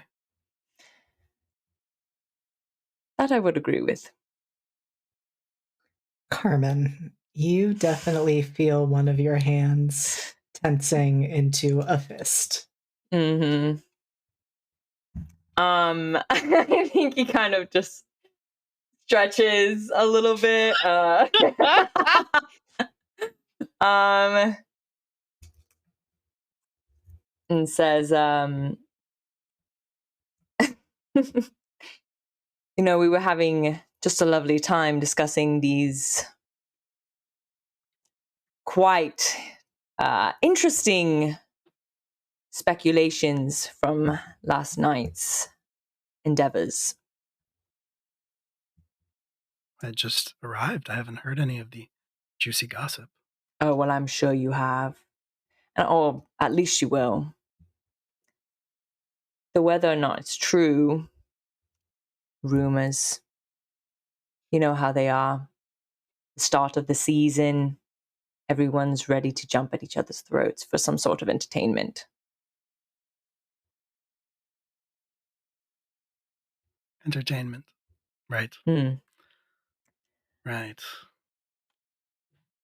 Well, what is it that they are saying? Maybe you can bring me up to speed so I am prepared. Well, so far I've heard that they seemed rumors going around that they saw Prince Reynard and I alone, either in the library or the ballroom or the rooftop or the gallery, and just ridiculous, really. Without missing a beat, Abigail says, that is ridiculous. We were together. Oh, you and Prince Reynard were together. You and I were together. How much did you have to drink last night, Rhiannon? You know, I had tried one glass of that American bourbon, and I guess it just not used to it. It's very different. I'm sure I would remember if you were alone with the prince. Yes, I have no reason to be alone with the prince. We are not together. To be fair, if he was at the party, which I didn't even see him, it's not like he is one to be remembered or a memory you want to keep. It seems he was at the party, and he was apparently not very polite to Mr. Black or Captain de Villiers, given that he did not say goodbye. Another thorn. I think perhaps it is a good thing that your path, Mr. Deloso, did not cross the prince's. Let cooler heads prevail. Especially because he's from the Winter Court. Yeah. Bad joke. I apologize. You would think that he would keep a cool head. But I suppose it is for the best. Though, would he not be invited to such an affair? Is this too low for his status? I'm afraid I'm not versed in such matters, being a bit of an outsider to these proceedings myself. Rand's just gonna kind of casually lean around the bench, just kind of give a scan to the terrace to see if she sees him. And so, Rhiannon, as you are looking around, I will say you notice that the Fae present here is perhaps a bit less than you would have expected for an event, which is not to say that there are no Fae. You definitely see a few of the Winter Court, of the Spring Court, of course, and Summer and Autumn as well. although those numbers are lessened in comparison to the Spring Court. You, knowing what you do of Fey royalty, would likely make note of the fact that you do not see any higher ranking Fey here. So our gender fluid regent of the Spring Court is not here. You do not see King Laszlo or Queen. Yeah, you don't see either of Reynard's parents, and you do not see Reynard. However, Abigail, are you at all using your group to get a sense of who is at the party? Always.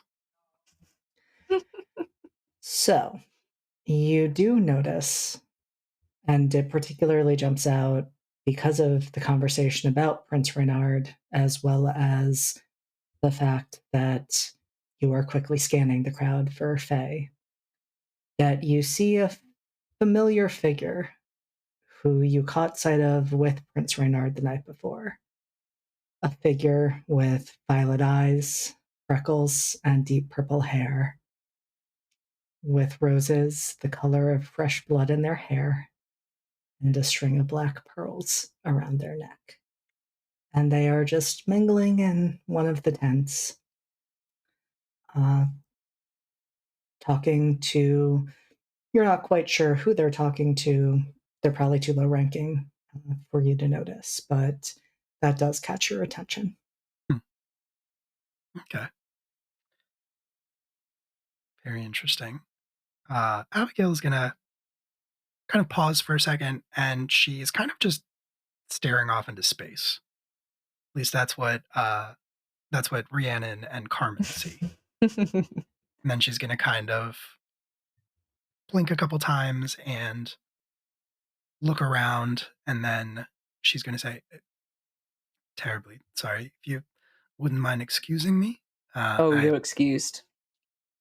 I did want to just ask, Mr. Deloso, I know you appreciate plain speech, so I won't mince my words or anything, but the conversation that you had with Captain de Villiers as you left Was last private. night, of course it was. I just want to make sure, I just want to check and see if you're feeling all right. If it was some sort of ongoing disagreement, or I know I'm being a terrible gossip myself, but we wouldn't want you to change in any way, would we now? No, Captain. Hear that so often. The good captain and I hold no ill will for each other, and I feel quite fine now that I've gotten rid of the drinks from last night. It seems we do not hold your attention, though. I find quite often that a late night horseback ride often makes me feel much better. Does it? If you'll excuse me. Again, you're excused. Have fun. Abigail is going to pick up a drink on the way and make her way over to the tent with that lavender-haired individual. All right. How does Abigail approach them? Clumsily. She is going to bump into him. Or them. Sorry, she's going to bump into them. Very much by accident. Not spill her drink. Definitely controlled. But just enough to make it immediate. Okay. Are you trying to turn someone on? Yeah. Please roll for that, then. Roll with hot. Absolutely, I will. I am very hot, so. Yeah.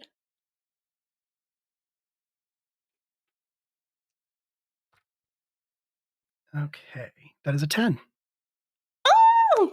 Incredible. All right, so first of all, you get a string on this individual. Oh, sure. This is Emery. Oh, no. All right. What is Abigail going for in terms of a reaction from them?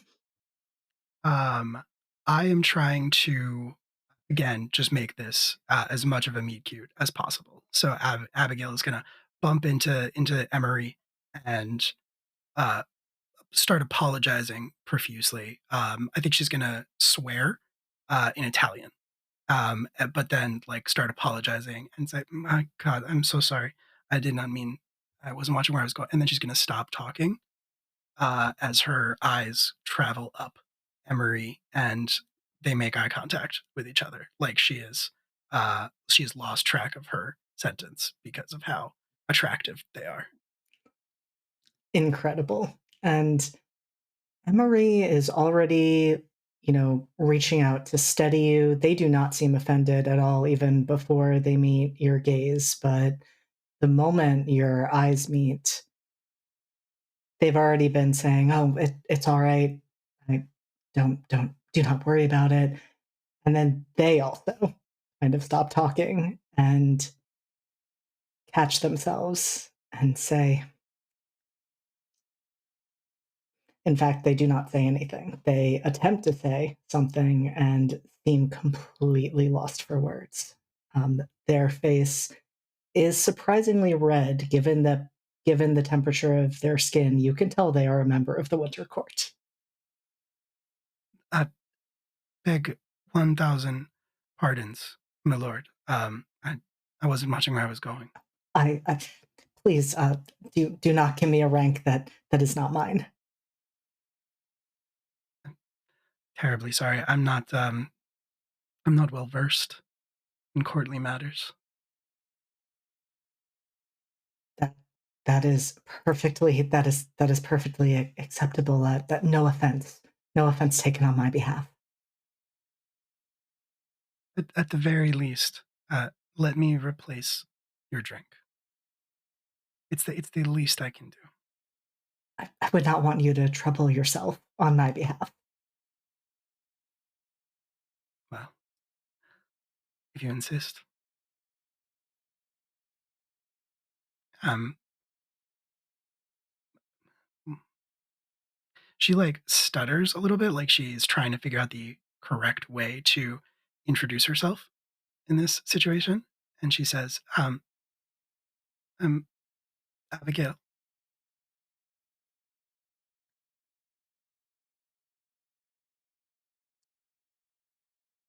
I very rarely have people introduce themselves to me with their first name, but Of course. no, it was refreshing. It was refreshing. I'm Emery. Murray. Of course, I would expect a name as musical. That that is the first time one has described my name in that manner, and they blush.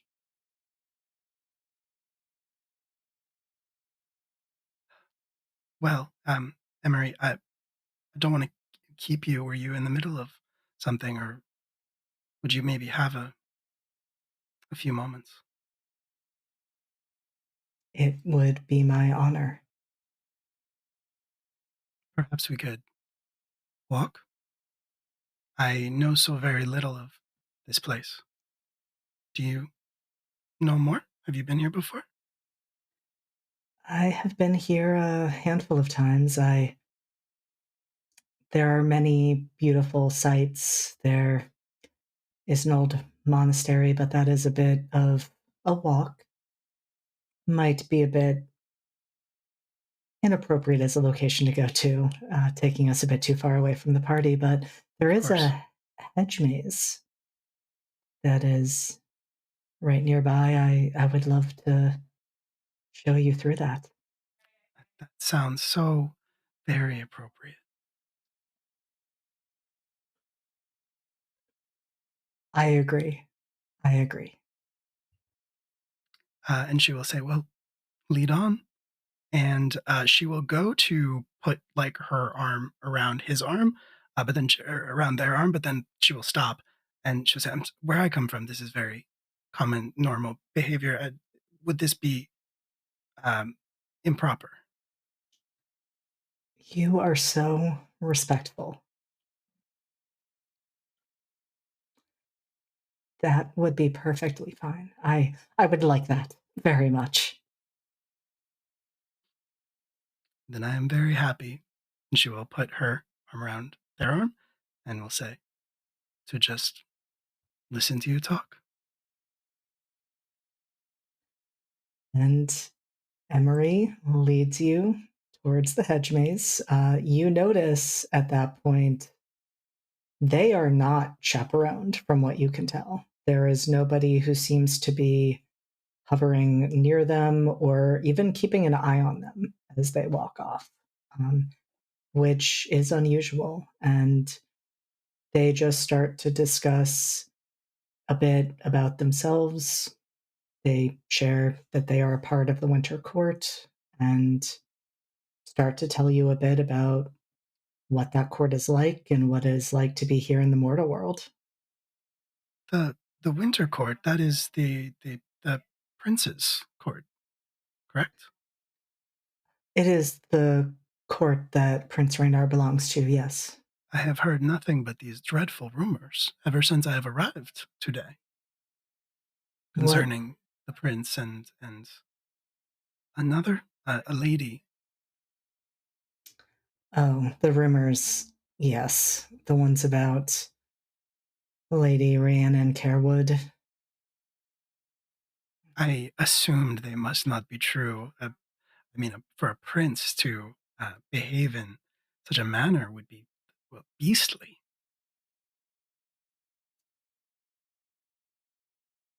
Yes, he would never do the types of things that people are saying. And you notice it's not the arm that Abigail is hooked onto, but you notice them kind of clench and unclench their other hand. And you notice that that is the hand that has a finger missing.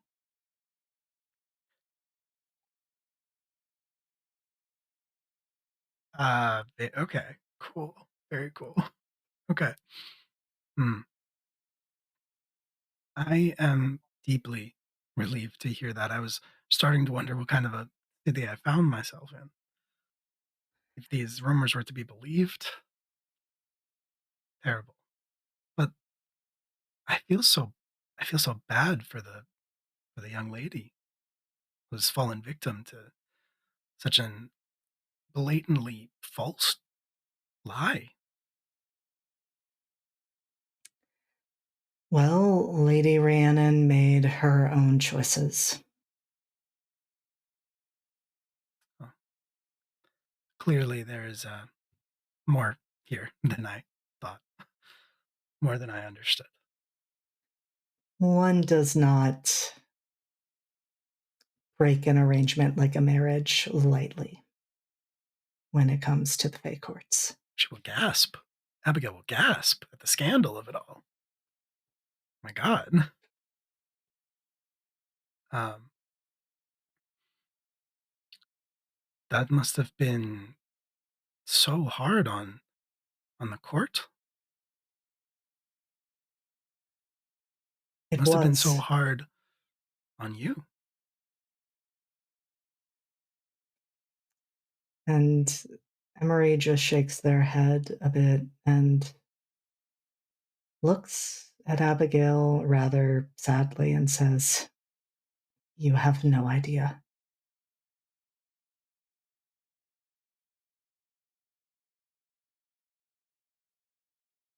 I I apologize if I continue to speak out of turn, but I just want you to know that even though we've only known each other a very short time,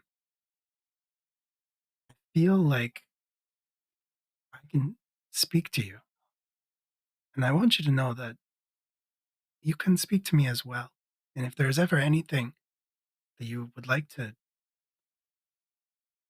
say in the confidence of our, she'll pause a little bit longer than she needs to and say, friendship. Just, she'll give him like a helpless little smile and say, who would I even say any of it to? And Emery is leaning towards Abigail. They are clearly hooked on every word. And that is the moment we're going to cut back to Rhiannon and Carmen, who have been left alone for the second time today. I think as soon as Abigail leaves, Carmen will step forward and like he's gonna like take a seat next to Rhiannon on the bench and then immediately stand back up again. And just say, listen, I want to make myself clear. By all means. In your letters, you said you apologized for misunderstanding our moment, I suppose. My words were true. I do not speak in vague, I don't know, misunderstandings. As Abigail so clearly pointed out, speak quite bluntly about how I feel. And I do not wish to hide it. And I do not wish for you to misunderstand either. I hope that's all right. It's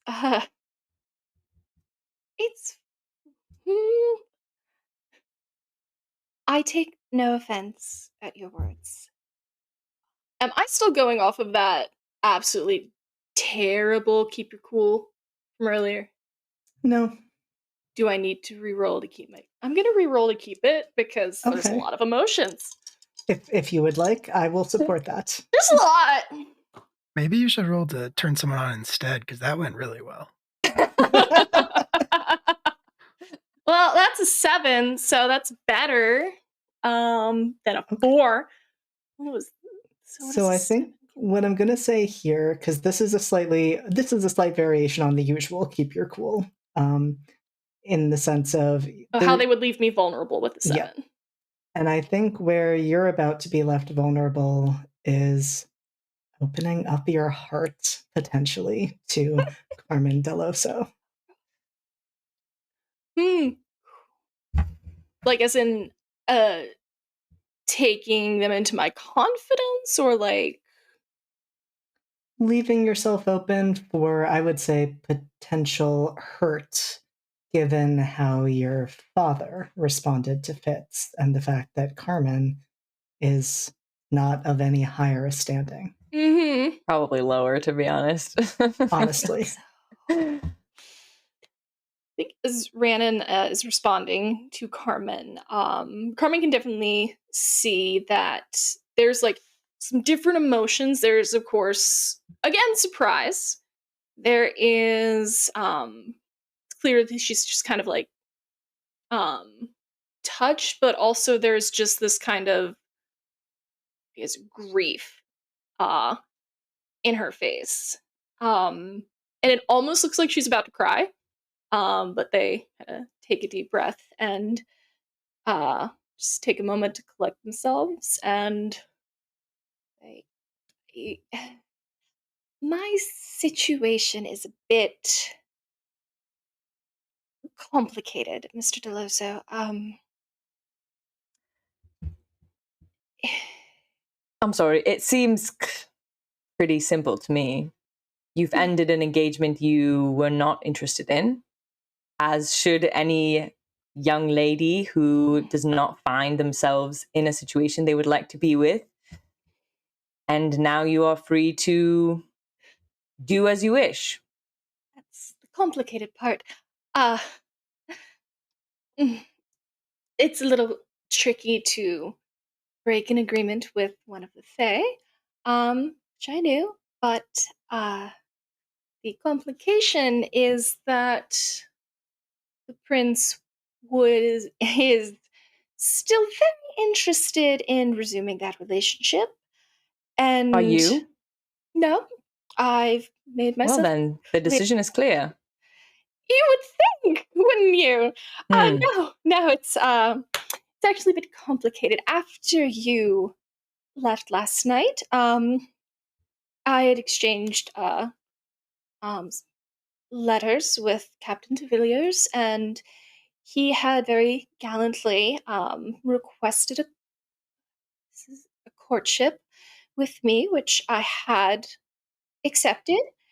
Only I did not anticipate that he would make such a public declaration of the courtship, and I should have requested secrecy.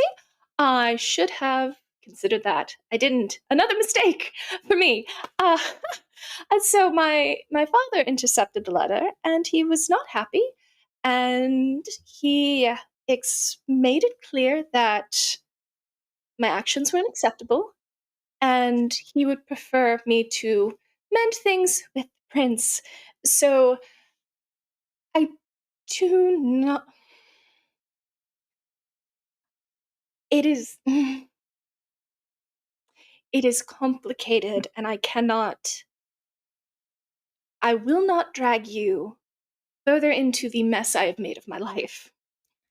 Carmen, before anything else happens, I need you to roll to keep your cool.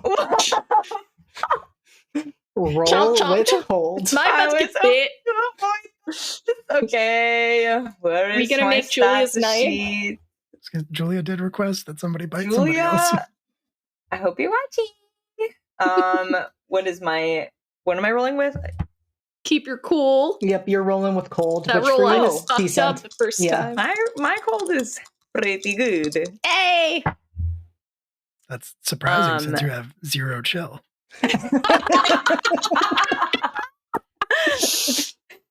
Oh, William. All right. It's an 11. Woo! Oh, Dang. that is I can- an right, 2 plus yes, impressive okay. roll. No biting. Good job, Carmen. As Rhiannon I is can be good talking, sometimes. you can be good sometimes, and in fact, can we really say in this case it was being good as much as the fact that your hunger is a bit more satiated than it might typically be. So when you feel that urge rising up, when you feel that anger coming up, and you do think there's a moment where your hunger is going to take control, and you're either going to have to run and get away from the situation, much like you did last night, or potentially give into it in front of Rhiannon, whether Rhiannon is the, shall we say, target or not. You do manage to restrain yourself and hold that back.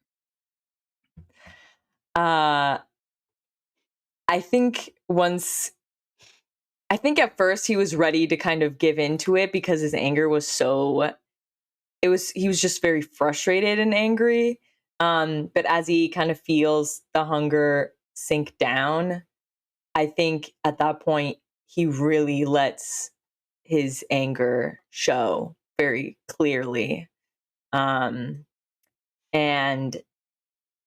he just kind of chuckles at everything that Rhiannon is saying, and looks at her and says,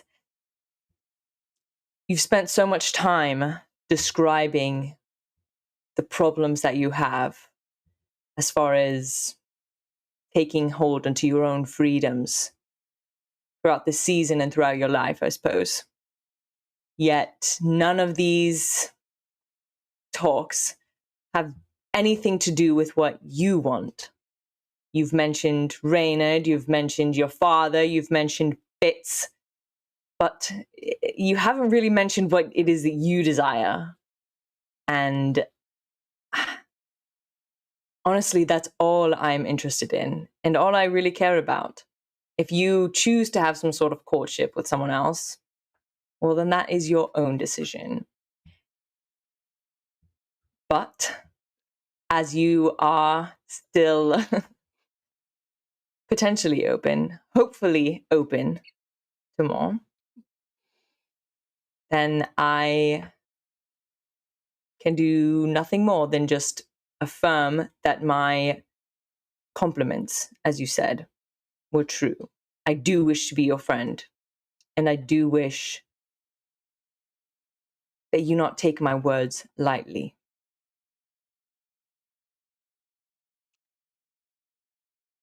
I did not take any of your words lightly. I did not mean to give that perception. I found them very moving. And yes, there is very little in what I have said that described what I wanted. I wanted to try something new with Fitz. I wanted to see what was possible. I wanted a relationship I could be happy with. And last year I thought I'd found that, and I was mistaken. And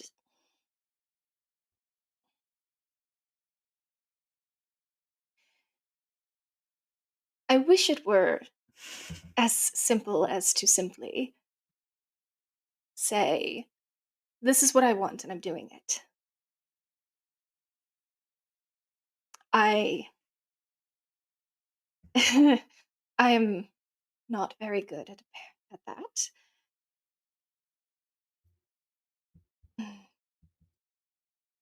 I would be happy to call you my friend for, if nothing else, that there is a danger that that might be the only thing that I could call anyone who is not the prince. So the prince is what stands in your way. And my father also. And your father. Good to know. And on that note, we are going to return to Abigail and Emery, who are sharing a moment themselves in the hedge maze. Fucking I swear to God. And Emery, again, is hooked on your every word, Abigail. And they are about to say something. But in that moment, something happens that I don't think has ever happened for Abigail before. You can tell me if you feel differently, but you can read other people's minds when they're connected to you. They cannot read yours or communicate with you. Not unless I communicate with them. And that's why this is so jarring, because you have, as I said, never experienced this. And you hear a familiar, if slightly muted voice, as though it's having a hard time making a connection. And Mr. Dorian Black says to you, Abigail, something's happened. And that is where we are going to end this episode of a season of Secrets and Shadows. I do not accept this. I don't accept this either. I don't have to end the stream. Oh my God, Will has all the power right now. I'm the captain now. Look at me. As Will holds the stream hostage. Thank you for the raid, also. More Incredible. flirting. Was that like 2 raids at the same time? Hold on. Ooh! Oh, wow. See, we can't stop. Hello. We can't stop. Listen. No, I think it was just okay. Yeah, It's right, just no. reckless attack. It's Thank just you. reckless attack. Thanks, Nathan. I hope your stream was good. I would let this go all night, but I And must. it will. Good. Awesome. Yay. I Gotta kill must my be the dad. moderator of sleep for all of us. You've disappointed Nathan, JD. I am sorry. I am the worst. I love you all. Stay tuned next week for Table 2 to find out what the fuck that's about, I guess. Yeah. Fuck Yes, so that lovely ending stinger will dovetail hopefully perfectly into what Table 2 experiences, because if you did not know, this is a game played with 8 players across 2 tables and 8 weeks. So there is going to be some cross-table shenanigans wherever we can have them happen. I got some letters to write. I got some threats to make. So true. I gotta get home. Threaten my Incredible. dad. Got so many people to threaten. I have so many people to threaten right now. I was just watching Carmen's hit list developing. Like, okay, yep, the prince, your father. Yep, okay. But thank you, everyone, for being here tonight. Thank you to my incredible, amazing cast, who I will let do their outros. You were all incredible. Your characters are amazing, and I can't wait to see what chaos happens next. So with that, Stephanie. Hi, I'm Stephanie. I've been playing Rhiannon with the witch skin. She's having a time. It's gonna keep being a time. You can find me on my Twitter handle at sbrownwrites, and also under the Discord handle Lavenza in the Live from the Apocalypse Discord, where I hang out. Also can be found occasionally lurking in Guild Superior, and got a few upcoming games in the future. So stay tuned on both of those and see what we'll be developing. It's me. Hi. Hello. My name is Will. I am one of the storytellers and the organizers here at Live from the Apocalypse. So I do a lot of stuff, but it's all pretty much here. What do I have to talk about? What day of the week is it? Is it Friday? It's Friday. That's cool. Great. I'm fine. Oh my This God. has been a normal week. Sunday night, come back to this place, Live from the Apocalypse, where we will be recording 2 new episodes of our Masks Actual Play podcast, except that this is an interlude story. We are not going to be using our normal Masks characters. The players will instead be playing renegade mercenaries using the Fist system by Claymore RPGs. Everybody's characters are insane and terrifying, and we're going to see how it goes. So come check that out Sunday night. We're going to do that for, I think, 4 episodes, so a full arc, and then we'll get back to our main story and our main Masks characters. And I think that's most of the stuff. We have our regular ongoing games. Next week is Missing Numbers Week. Yes, it is. Our It's Pokemon definitely Eldritch happening. Horror. Yeah, it's definitely happening. Our Pokemon Eldritch Horror TTRPG is happening on Tuesday. That's Missing Numbers.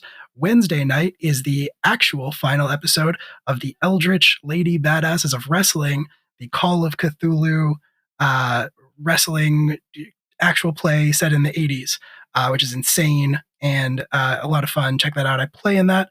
I think that's pretty much everything. I've been talking for a while now. Stream Academy H on your podcast platform of choice. Stream our Monster of the Week podcast, Cryptid Community College, on your podcast platform of choice. And follow the channel if you're not already. There are a bunch of links in the chat. I think that's the stuff and the things. There's a social media handle down there if you want to follow me personally. That's it. That's what I got. It's my turn now. It Listen is your up. turn, Raph.